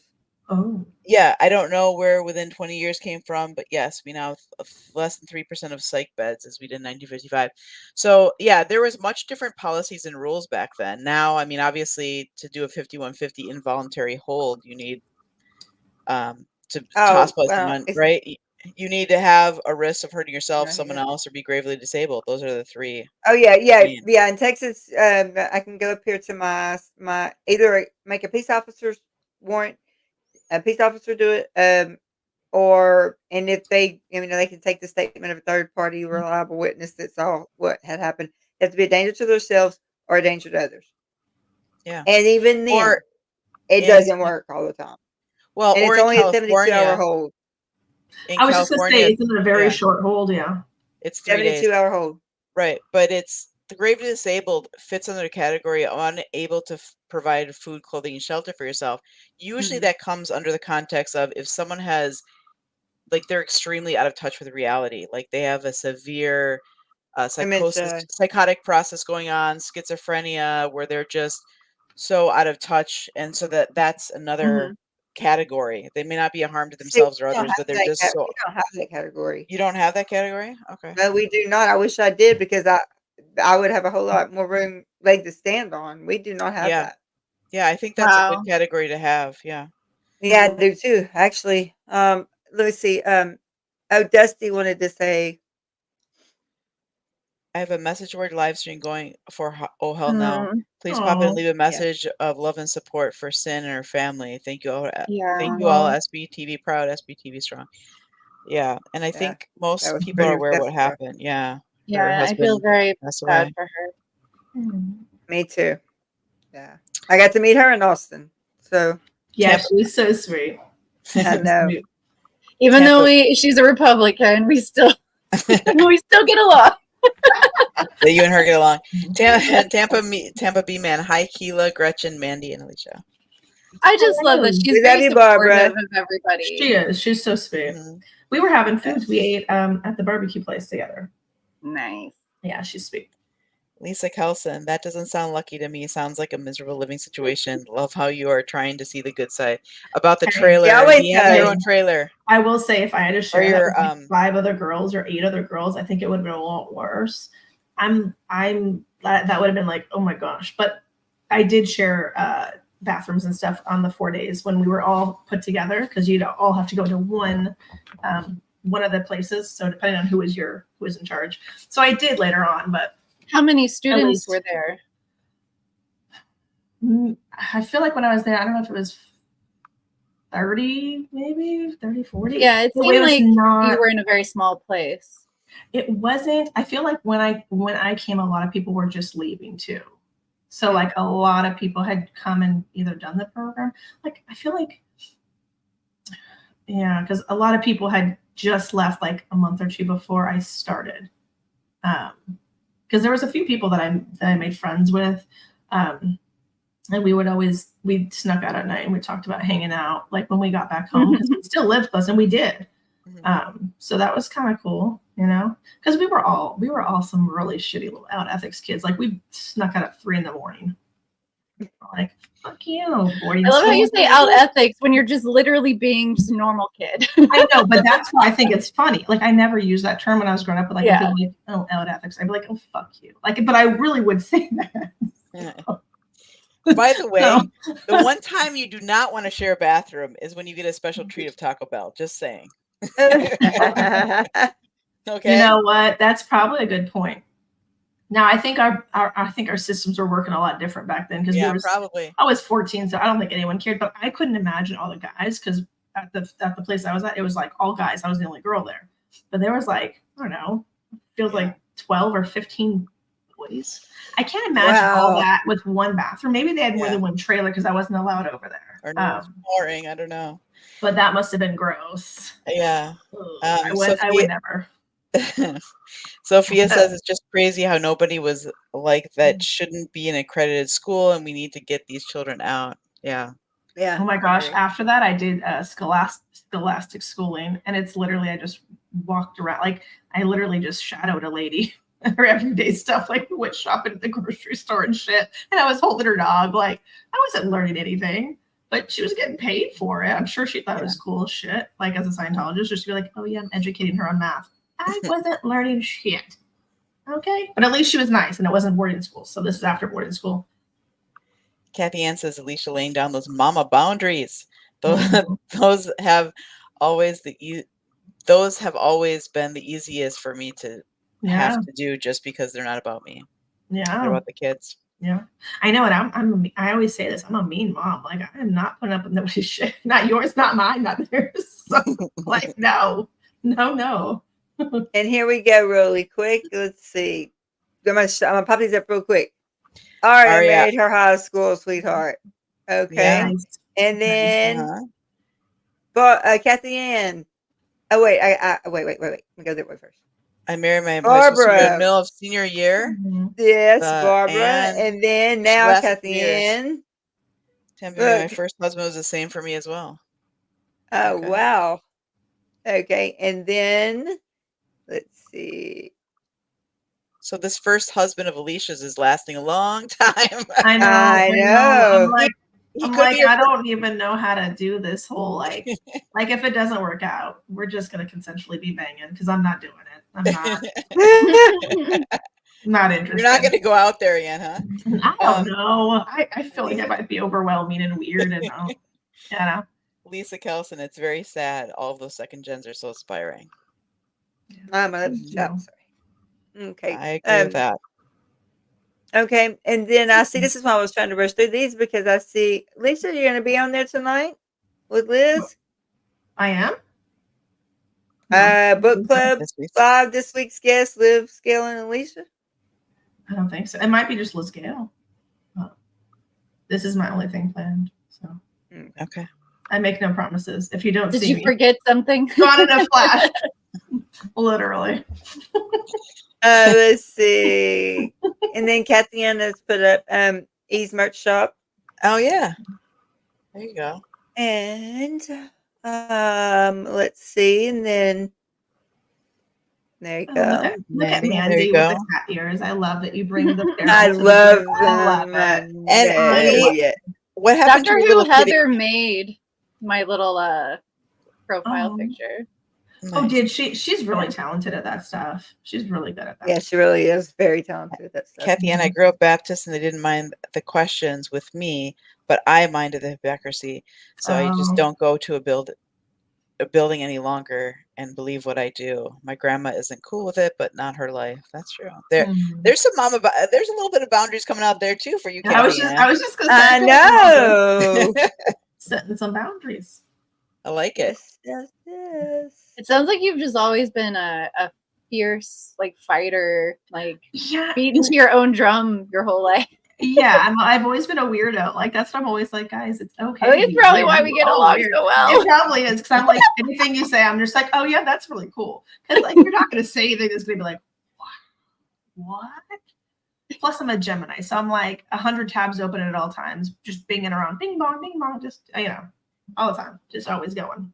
But I like that, like, confronting and saying, especially about that story about the promiscuous. It's like to stay there, like, look it up. I'll stand here, like, look it up. Oh yeah, let's see what it is. Yeah, I mean, I don't name names, but fuck you, Sherry Hall, you bitch. You hold it. And she's still out there doing it, so fuck you for that. Get a little bit of my spice. Hi, DJ Nico. There was a huge disaster in the late 80s and into the 90s, I think, here in Sweden, when they just threw people out without any decent support. Who will watch for and fight for our poorest and sickest? That's a good question. I do it every day. So I can. And Sweden has a lot better healthcare than we do. So that's even. I feel like the Norwegian countries are kind of doing a little bit better than us.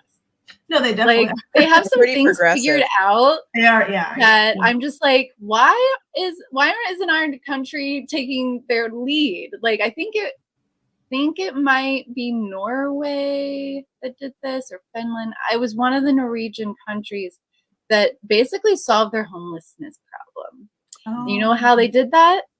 By giving housing. Because when you have housing, you give confidence to them getting off of substances.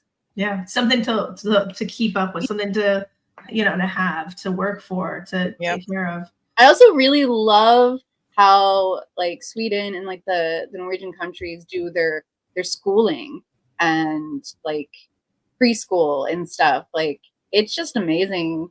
I feel like having a country that supports families is a very good thing. And I don't know any other country that pays for both parents to be off for a year. 3 years. It's 3 years total. 3 years? Yeah, I've got. Oh man. Yeah, like Sophia says Finland did really value the bond of like parent child. Like, and I don't know if it's 3 years for each or if it's a year and a half for each, but you can stagger it. And so in Sweden, I was told that a lot of parents have their kids 3 years apart so that they can stack their time off. So like your mom can get it. I don't know if it's a year and a half or 3 years. I know it was 3 years, but I don't know if it's a year and a half for each parent. I think it's a year and a half each parent that you get paid leave at whatever position and whatever pay you're at, and you're guaranteed to go back to that same job, that same position, and all that. Wow. So like maybe the mom takes the first year and a half off, or the first 6 months, and then the dad 6 months. You can stagger it however you want it. That's so why they have their kids 3 years apart. So isn't that nice? And you don't pay for a hospital bill unless you want to stay an extra day or so. Kathy Ann says yes. My grandparents told me I was going to hell for getting divorced. They were both divorced when they met. Told them I'd drive the chariot for them then. We ride at dawn. Oh, wait, Sophia says. That's funny. In Germany, it's 3 years between both parents. Oh, Germany does it too? Oh, nice. See? A lot of other places. She said Finland did. Look, Finland did it too.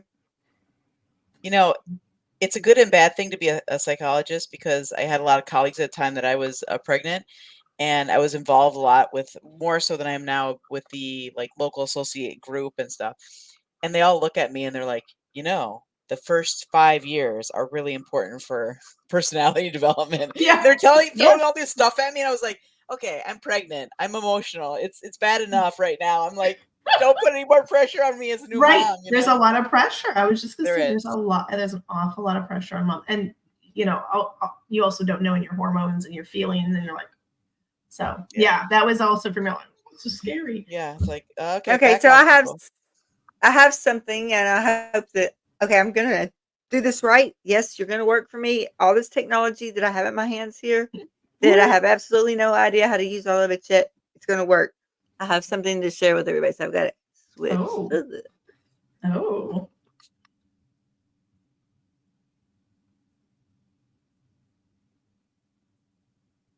The anticipation. I was just going to say, like, try not to get too excited. Because we don't even know what it is. What can it be? I'm sure it's better than the Taco Bell. Do you still talk to the Taco Bell? Mm-hmm. Do you talk to your siblings? Yeah. You guys have a good relationship? I mean, I don't know how. I think. Did they believe in the Scientology stuff, or did they stay out of it too? One is. Okay. No. And the others, not really. But they just don't really care about it that much, I guess. Mm-hmm. You know, I don't know. Maybe it's easier for guys to just be like, meh. Well, the first time I ever told my grandmother that I didn't believe in God, it looked like she was going to kill me. Yeah. Well, and I also think it's a different experience too, because I was the only girl, so I got a lot of, I got different things that they wouldn't have. You know? Mm-hmm. Oh, this is our Austin trip because I'm next to my little Laura. Get in that bug. I'm sorry. So tell me about Aladdin. Are you arguing with my BT? My BT is going to say, so what was I saying? I forgot. Aladdin. Oh, Aladdin. So my mom would pull out a tiny TV from her closet in her dorm that she shared with 2 other married couples. They were Sears members. And she would take the TV and pull the antenna out, and I would watch either on that with the little VHS with the Aladdin in, or watch Tom and Jerry on the TV. Is that why you want to watch Tom and Jerry? Yeah. Oh, yeah. Yeah. Oh, you know. That's fucking why. But I know almost every word of Aladdin. I know almost every word of The Lion King, and I know almost every kind of. Those are the movies you were going to watch last night. Aladdin or Lion King. Enemies beware. Oh, my husband's favorite. Be prepared. Why we have to be prepared? For what? For the government. Why is he saying No, fool, we're gonna kill him. Simba, fool. Mommy, no, King, none of it. He's like, idiots, there will be a It king. reminds me of David Miscavige. No, you fucking idiots, we're gonna kill It them. will be me. It's the I will same be the thing. king. I will be king, and I will rule the world. Okay. I ordered way too much food, just so you know. That's my bad habit. I ordered way too much food, but me and Laura were just sitting there like lunch. She was so sweet. And by the way, we did go back and we did watch. She put on cartoons, and it was on like all night because she fell asleep. It was like 2 or 3 in the morning. We were up late every night. And we were like so tired, but we were like, I came and I'm like, "Are you watching it?" She'd be like, "Yes." I'd be like, "Oh, okay." And I would tuck her. She's so cute. She sleeps like the cutest little fucking princess too. She's like the cutest little angel you've ever seen. Me and Liz were like, I was like, Liz, look, I wish I could sleep like this and not like a fucking demon, but this cutely little baby's like tucked in, all cutesy with her little cute bangs, just looking like a fucking little cherub baby. So cute. Oh, y'all were both so cute. You cannot say that. Y'all were both so cute. Oh, I mean, when she was sleeping, she looks like a freaking angel. She looked like a little angel baby, and I love Laura. She's the most fun. Does this echo for y'all? No. Okay. She's been up in my area for days. We still haven't connected because she's been a little bit sick, I guess. Cramp periods. Oh, right. Same as when we were in Austin too. Because we've been trying to go over to the org, and yesterday it was kind of raining and she wasn't feeling good. But you know, she's on Lara time, so I've just been checking my phone, waiting.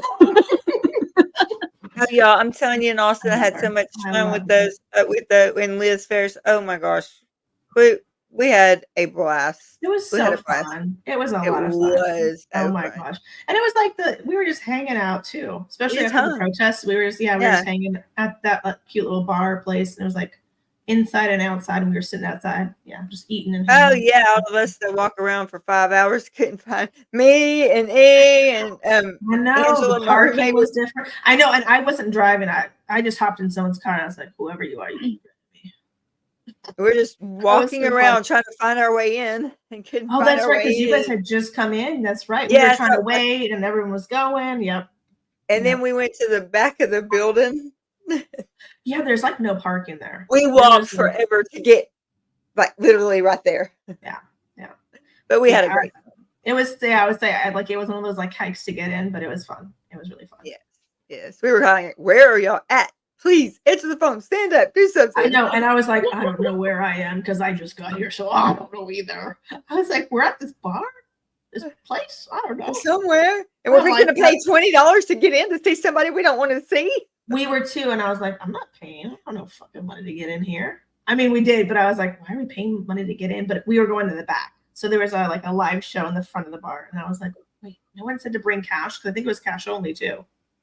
And I didn't have cash. Didn't you walk me and you and because we were going to go to the back and call them. Yeah, because we were going to have to go to the ATM to get cash out. Because then we went into the kitchen or something. I don't know. Got in there. Fun times. Good time. We figured it all out, but yeah. Okay, so I always ask the last question of my question. That's everyone. So with all of the women, all of you that made it, survived, you're here. What would you say to someone wanting or just now getting out of Scientology with children? What would be your advice to them? If they could hear you right now and you could say anything in the world, what would you say to them? Do what feels right for you, not what you were told to do. I think motherly instincts are important. I think being able to do what feels right for you as a human being, as a mother, is really, really important. And also, if you're not sure, that's okay. No one knows. And we're not using the booklet and the whatever teachings that our parents use. So we're just winging it, because we're not going off of a set of beliefs that, you know, don't really work for a lot of people, myself included. So I'd say ask questions, do the basic, like make sure your basic stuff. Follow your gut. Have they slept? Are they like well rested? Like your core basic things. That's that's one thing I always try to tell people, just make sure they like your basic stuff is covered. They're loved, they're safe, they're fed, they know that they're But wouldn't it be good if you weren't all winging it? Like, I mean, yeah, but I think other parents are winging it too. And I mean that in the sense that that's important for people to make decisions instead of just being told what to do. You know, like there's just something that kind of irks me when people are like, oh, I just watched this mommy blogger, I'm gonna do exactly what they do. But that might work for them and their family and their kid, but it might not work for you and your kids and your family. Right. So do what's right for you and your situation, because every child is different and every child needs a different version of their parent. You know, I have two kids and they are two different kids, and I'm telling you, they are two very different little, you know, personalities and needs. You know, I could like, one is very sensitive and one is like nuck if you buck, and I'm like, don't say that, because we're gonna go, we can dance, it's cool, we can play fight, because like it's cool to me. But my other kid would be like, ew, don't do that. Oh my gosh. So do what's right for you and for that child, and you know, think about what you wanted when you were a kid. What did you not get from your parents that you want to give to your kids, and what did you get from your parents that you think was really good and really beneficial, and see if you can implement that. That's great. No, that's absolutely. We could do a whole episode on just generational trauma in general, because I'm a lot like you. Like, I was determined to stop the abuse and crap that was happening in my family. Yeah, it's just hard. It's like you see the problem, and just because you say the problem doesn't mean you are the problem. There's another key thing. Just because you sound the alarm that something's not good or not right doesn't mean that you're the causation of the issue. You're just saying it out. But I was always told I was. I know. Same with exactly. Same with when you're in Scientology. It's always you, and I'd be like, cool, then fuck it. It's not for me. Oh, but that doesn't work for you, right? Because then it means that your stuff isn't working. So like either way, it's this circle of going around. So I'd always just be like, however you want to roll the ball, however you want to roll the dice. I love how you use that take right back at them. I do. And that's what I would always say. I'm like, what are you going to do? You're going to cure me from what? Being an asshole? No. You just remind me of a little story.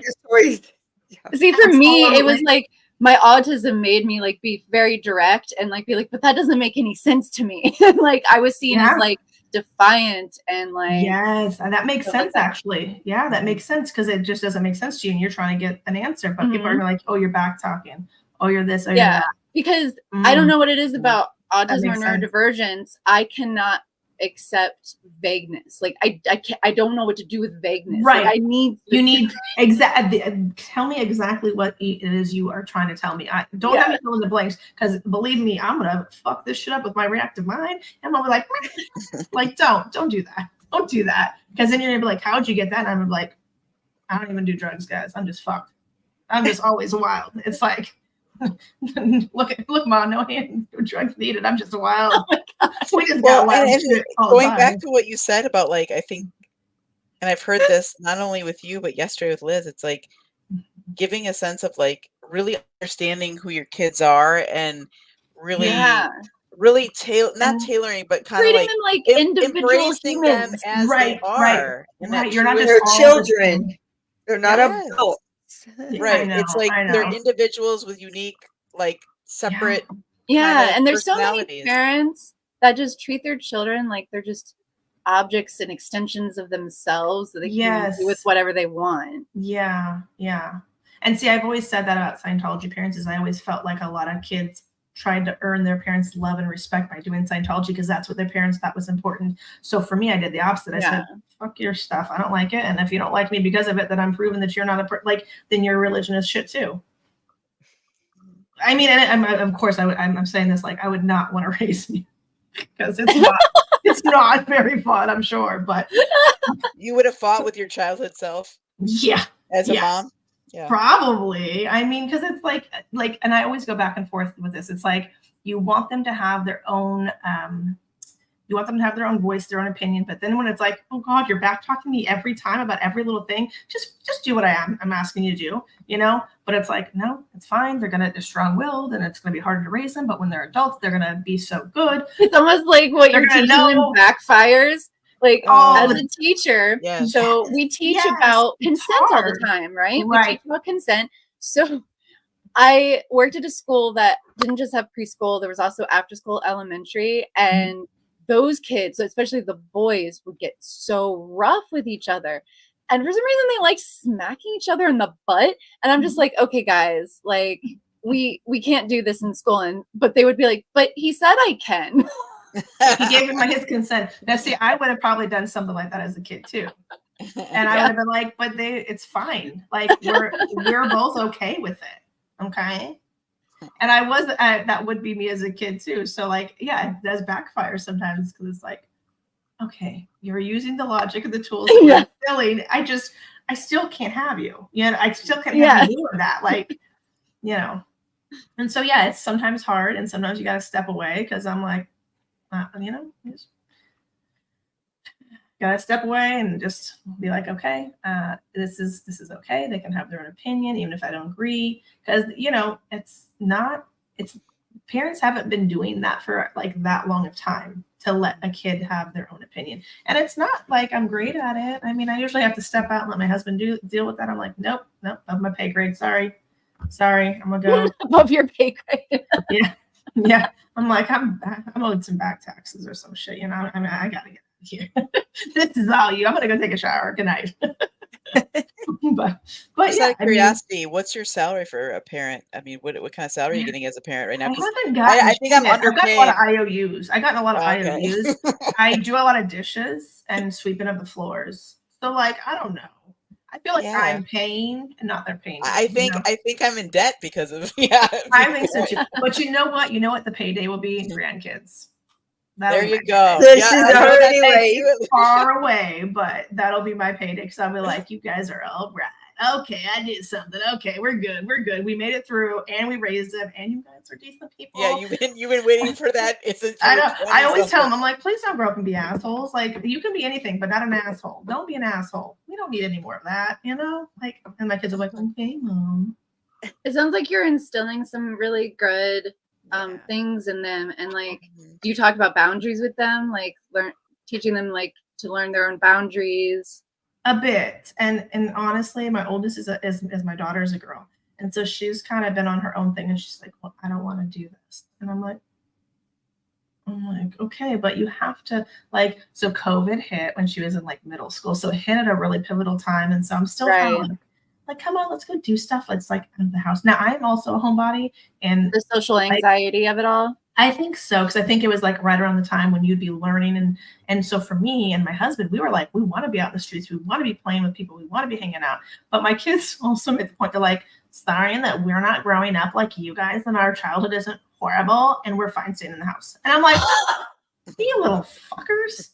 They said that. I was like, fuck the both of you, you're all grounded. Go to your fucking room. And I'm like, go to your room. And then they're like, good, that's what I wanted to do. And I'm like, the backfire on that was too much. And then I'm like, you know what? I'm grounded. I'm going to my room. I'm grounding myself. Like, everyone's grounded. I'm grounded. I'm going to my room. I'm like, this is not good. And my husband's always just like laughing. I'm like, it's not funny. He's like, no, it is. It's funny. It's great. And I'm like, it's not funny.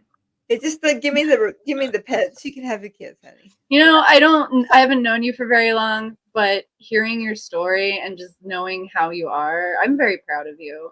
Thank you. I appreciate that. I appreciate it. I feel like so many of us have come through and gone through so much. And even people that are not on the screen, there's people that watch and listen that have gone through so much that they probably will never share because it's so, you know, like scary or sacred or all that.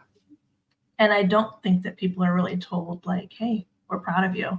And so I always try to go out of my way to say that. And someone said I shouldn't say that. And I was like, okay. And I laughed at them. What? Be kind. It's free. Why would you not? Yeah. I always say, why be angry and like miserable? It takes so much more energy. And I think that's also maybe a part of certain people's healing journeys is the anger No, and I get that. Yeah. I mean, that's part of PTSD, because if you're not, I mean, I just remember being so angry as a kid. Like growing up, I just had uncontrollable rage inside of me. And I could not figure out like why until I learned about PTSD. And I was like, oh, that's what I got. Okay. But I was seen as like a defiant, overly sensitive, overly dramatic, bad kid. Right. You were the bad. Have meltdowns. You were the bad one. I was the bad one. But I'm also the only vocal one. So I'd always be like, you guys are all a bunch of bitches. You guys are little fucking like you all don't like it, but no one will say anything. And so that's something that's still like a trigger for me. Like when people all see something and like everyone's just like, and I'm like, because one of the things that a lot of parents to not be able to address it, it's like everyone's walking on eggshells, and I'm like, but you all talk about it behind the scenes. Why not? Like, and that's just in society. That's not just like like just in general. It's like, but if you see that there's a problem, you'd really rather just talk shit about whatever the issue is versus trying to say, hey, do you know that you're doing X, Y, Z? Or when you do X, Y, Z, this is how people feel. And do you know that people are like, what the heck? Like just having a one-on-one conversation with whoever, you know? Yeah. I also feel like a lot of parents, especially like I was raised by my grandparents. So basically the grandparents, you know, the older generations, having them like teach, you know, bad things like racism, homophobia, stuff like that, and then having those kids, because like I always say, hate is taught. You're not born hateful. Yeah. But people like me, people like you, Elysia, like we kind of already automatically saw, wait, that doesn't seem right. That's wrong. That seems wrong to me. Right. Like all their racism just did not make any sense to me. I did not listen to them. And I'm not saying this is like, you know, I am like perfect anti-racist person, but I just kind of saw through it, and anything that didn't make sense to me, I was just like, I gotta question this and like figure this out for myself. That doesn't make sense. I'm not gonna do that. Like I was always just like, I want it to be treated a certain way.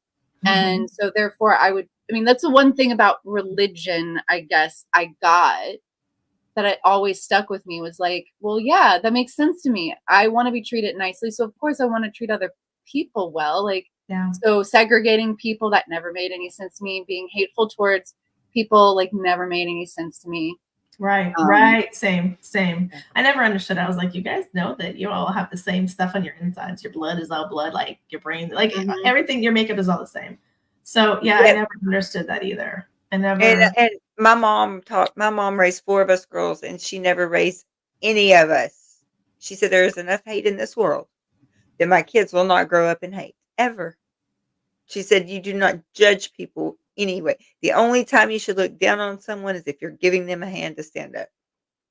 And that has been instilled in us. I have to say, no matter what kind of other issues were going on in any time in my life, my mother never taught hate towards another person. Right. So I'm very thankful for that. I was just going to say that's, even without realizing at the time, that's a flex. Like you didn't have to unlearn something that's negative. No, I did not. Your mom was already evolved past her time in clearly more ways than one. So that's good.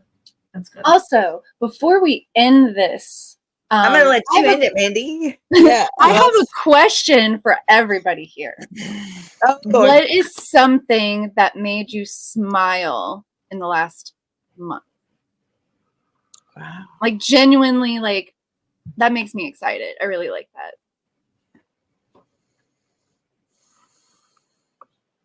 For me, I went to the Brandywine. Yeah, I'll go.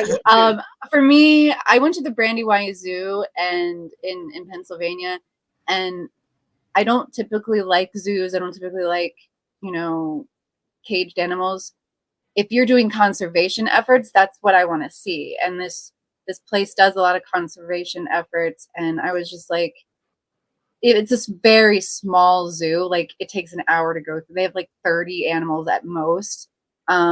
And I just really enjoy when people are actually taking care of animals and caring about their well-being and helping them get better to go back out into the wild, instead of just using them as commodities.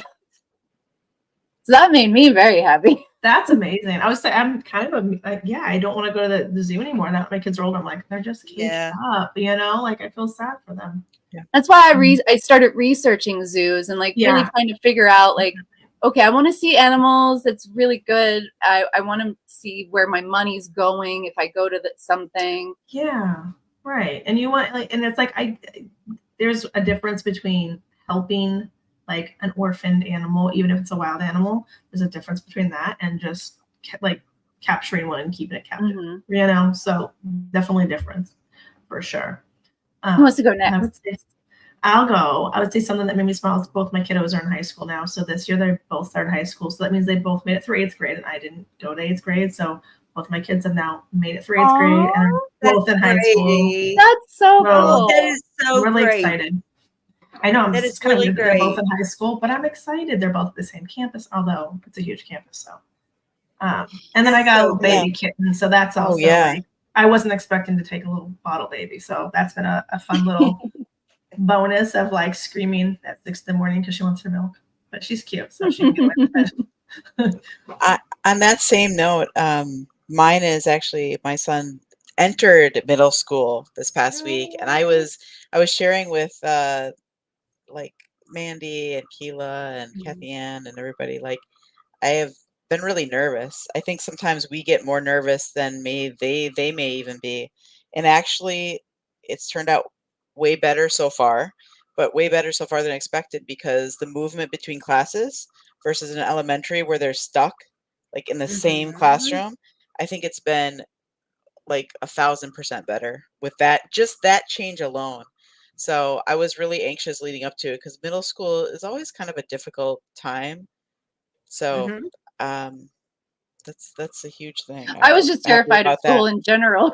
Yeah, I know. I loved school, but I was also terrified. I was like, how do you open a locker? Where am I going to go? I'm going to be lost. Just the not knowing was scary and overwhelming. But I was like, who cares? Who cares if you're lost? You're at school. That's cool. And there's people and friends. So that's awesome. Even though he said he has a penis etched on his locker, the locker they gave him has a penis etched in it. I was like, okay. So it wasn't personalized to him. It was just already there. No, it was already there. Okay, that's a little less bad. I know. And I was like, they don't really use their lockers. I guess he's not really going to use the locker. I was like, and I was like, could you scratch over? Oh, then he gets in trouble for vandalism, right? But I'm like, that's not, they should take care of that. I'm shocked they don't put something over it. I know. But isn't that just a great way to start middle school? You get a set of locker, you go to it, and you're like, oh, I have the penis locker. If that was my locker, I would love it. I'd be like, look at this guy. I totally would. That's right. You can make it into a positive. I love that. Yeah, I'd be like, look at this. What about you, Keela? Oh, that's a goal of mine every morning before I get out of bed, is to find something to smile about. So I've done that a lot this past month, but I'm very happy at my other half in there bought me a brand new computer. It'll be here the end of this week or next week, early next week. And new equipment, another new monitor. So instead of my little bitty monitor over here on my laptop and this big one, I'll have two of the same size. We'll be able to see. And I'm so excited. And my gimbal came in. I'm so excited to walk around on that. I tried that and all this stuff that I have no idea how to use. I'm just excited about it. That's awesome. Yay! I love being able to celebrate all of our wins. Yeah. Yes. I have no idea what I'm doing with half this equipment. I can't tell. Figure it out and tell me how to do it. You're doing good, Keela. You're doing great. Yeah. Maybe I can help you. I don't know. Whatever. Yes, maybe you can. I mean, your lighting is I was just gonna say your lighting, your hair. You did it. Oh, well, normally I had in the dark, when I go live at night, I don't have the overhead on, so it's big color behind me. But I just like colors. I don't know. I'm like a cat. Ooh, sparkly light. That's for me. Okay, so wait, I have one more. Oh, I had one more. I got this pop socket that has glitter that moves in it, and so I'm just sitting here Oh, that is so neat. That's a good buy then. You I like do it have still. to say this that made me smile this week. When I did the peer support thing, when we finally got in there, I got to see Sophia face to face and meet her. Oh, Sophia's great. I have never, awesome. I mean, we talked, but I've never seen her face to face. It was awesome. Oh, Yeah. I'm a little jealous because she's been a big supporter Yes, Yeah. she is. in so many chats. So that's awesome. She is. That's awesome. And she is cracking up about that whole so she goes, who is going to put me on there? I am from Germany. She was like, don't they know? She was They cracking me up. banned here. They banned. She is so brilliant. Yes. It was just good to see her. I just like this community, and I'm very proud of you ladies, like, for starting this channel and asking me to like help you guys. Like, I love it because we all have like similar goals, and we're all like champions for one another and supporters, and I love it. Mandy, you jumped in. I mean, I don't think I even there was You a chance asked me at the given. very last minute. Oh my God, we need you. We need you now. We have no mind. And she's like, okay. You know, What I like It was too, more by of a the demand and not an ask. and I'm just But gonna it was kind of good. We all liked you. We all and Yeah. now I'm so grateful. Same. yeah. Go ahead, Gretchen. What was you No, saying? I was just gonna say, going on Mandy's comment too, like we all come from different backgrounds and different our lives might be very different, but speaking to Mandy's point, we're all very unified in a lot of things and finding the similarities. And I wish there was more of that today, not to get so soapboxy, but I wish there was more of that. Like, people of all different, ways of thinking can come together for like a common good. And I just like to hear people's stories. Like, Yeah. Right. I find people just to be interesting. Like, Yeah. I'm always even thinking about history. Like, I look at abandoned houses and I'm like thinking, What who happened there? lived here? What Yeah. happened here? Like, What was the vibe like? yeah. Was it a family house? Was it like Yeah. one person with 50 cats? Is it a great cat lady? Like, Yeah. would we be living there?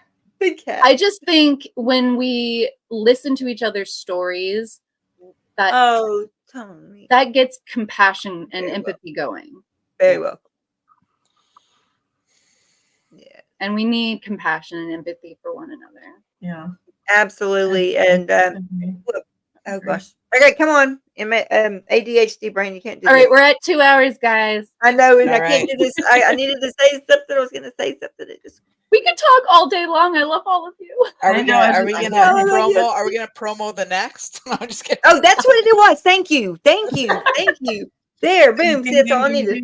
Okay, so I'm not sure when the next day will be this week, but next Monday, and I haven't gotten a time yet. I've been talking to Serge. He is coming on next Monday. Woo, woo. I don't have our next one because of Wednesdays Which or Surge? Delmar. Delmar?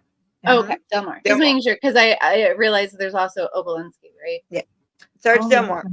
And he will be on Monday. We're still putting the time down, but we will have more throughout the week. Just stay tuned. Put your We're notifications gonna on. have to have please. a decompression session like we did last week. That was fun. That absolutely was a ball, Alicia. You would have Yeah. so much fun in there. You have no We're gonna- idea.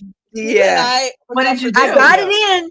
Keela and I have our blow up purple suits, and we're going in before We bought it. Halloween, and we're gonna be wearing them on a live. We'll see. We bought I them. love it. I love it. Wow. Yeah, and you guys are gonna have so much fun with Serge. He is so intelligent, such a kind, Yeah, amazing, well- humble, yeah. well-spoken. He was our first guest that we had on our channel way back when, over a year ago. That's awesome. And love him. You got it. Look at that purple. What is it called again? How they call it? Hang on, Blow let up me get it. suit or It's not focusing. not- That's not Okay, focus. It's not quite focusing. Inflatable suit outfit purple. It's the big purple everything, Is it this? Is it Kind the of like same thing Rufus, that like Rufus Salt, or that the girl Cheryl? wait, which one Is it like was the big it? dinosaur thing that has a tail? no. No, It's like a no. big blow up. You look like Was it Veruca just Salt like that blew up It like a comes with- blueberry? It comes with the head, the headdress, in the neck, and the they gloves and socks. Factory. look. Yeah, Yeah, who was it? Who was it that Violet. that It was Violet? Yeah, it was Violet. Wasn't her name Veruca Violet? Salt's the band. Right. Mandy. Violet. No. Veruca Salt's Yeah. the damn band. It was Yeah. Violet. That's what like Veruca Salt. No, maybe it was Veruca Salt, wasn't it? No, that's a I band. can't remember. No, Veruca No. Salt. Veruca, There it she. is. There it is. I think Veruca went up the tube. Oh, maybe That's you're something right. that And she makes me laugh, disappeared. Keela. Violet That's got the- the- Yeah, that's what it the reminds me blueberry. of. Is like the blueberry blow up. Yes, in Charlie Chocolate Factory. Yep. That's gonna be us right there, y'all. We That's gotta decide Oh, when we're gonna do it. Oh my god. Oh my We're gosh, they're bringing it up about the bear hug. The bear huggers. Started it all. And by the way, we went down from originally it was like 1,500, and then now we found it on Amazon for 30. So that's good. Yep. Oh wow. Oh, That is 1500 good. is what? That's For the $30. original, like the medical grade one, yeah. The Veruca medical Salt grade was was the the part- chewing the gum bear- girl, right? because of me being in in Houston, in the Methodist when I had my surgery. I'm like, yeah, I put this big purple gown on and it blew hot air. They hooked a hose to me. She showed pictures. It was so- Oh my gosh. So I So think we're it's not gonna getting be a lot of posted. mileage out of that.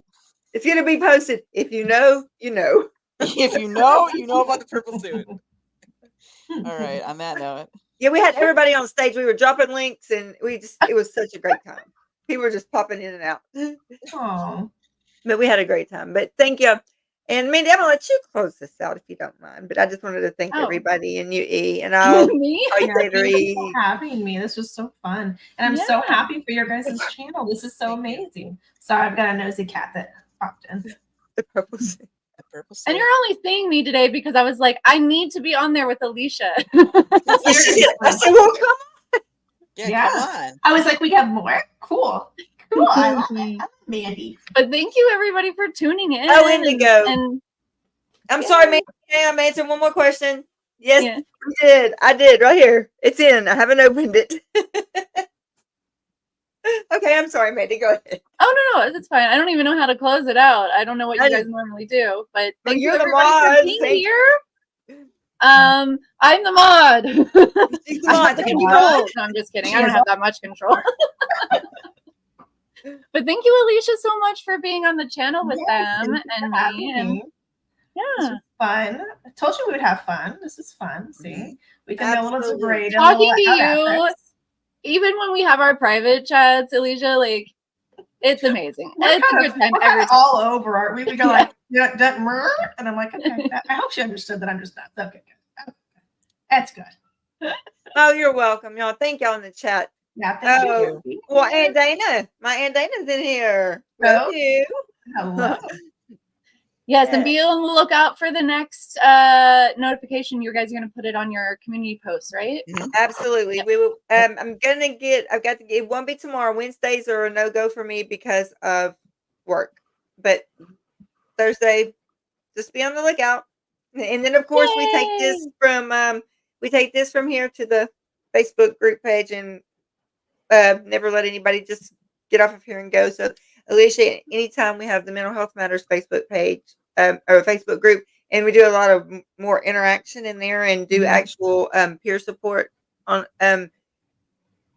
I hate to put it on a schedule, but pretty much every week, and everybody gets on Zoom, so I should be seen. Nice. Yeah. Nice. So- Amazing. Amazing. All right. Yeah. So that's what we Thank do, you. and that's what we're wanting to succeed in, and for people that need Right. it. Yeah, some brightness how in this. Yeah. And community. every voice counts. That's why I'm so thankful you came on today too, and you, Mandy. Yes, of Thank course. you. Me and Oh, thank Gretchen you were for letting me. we're here. You didn't really have a choice, but did it? Yeah, Mandy's the one who's got the links. No, we have a good group here. Thank you Yes, we guys. do. We do. All right. All right. Okay. All right. I will talk to you later, and I love all of you, and thank you, chat. Love you all. And yes, I can't wait till the purple suit comes up. That's gonna be so All right. much. Take care, everybody. Bye, y'all. Bye.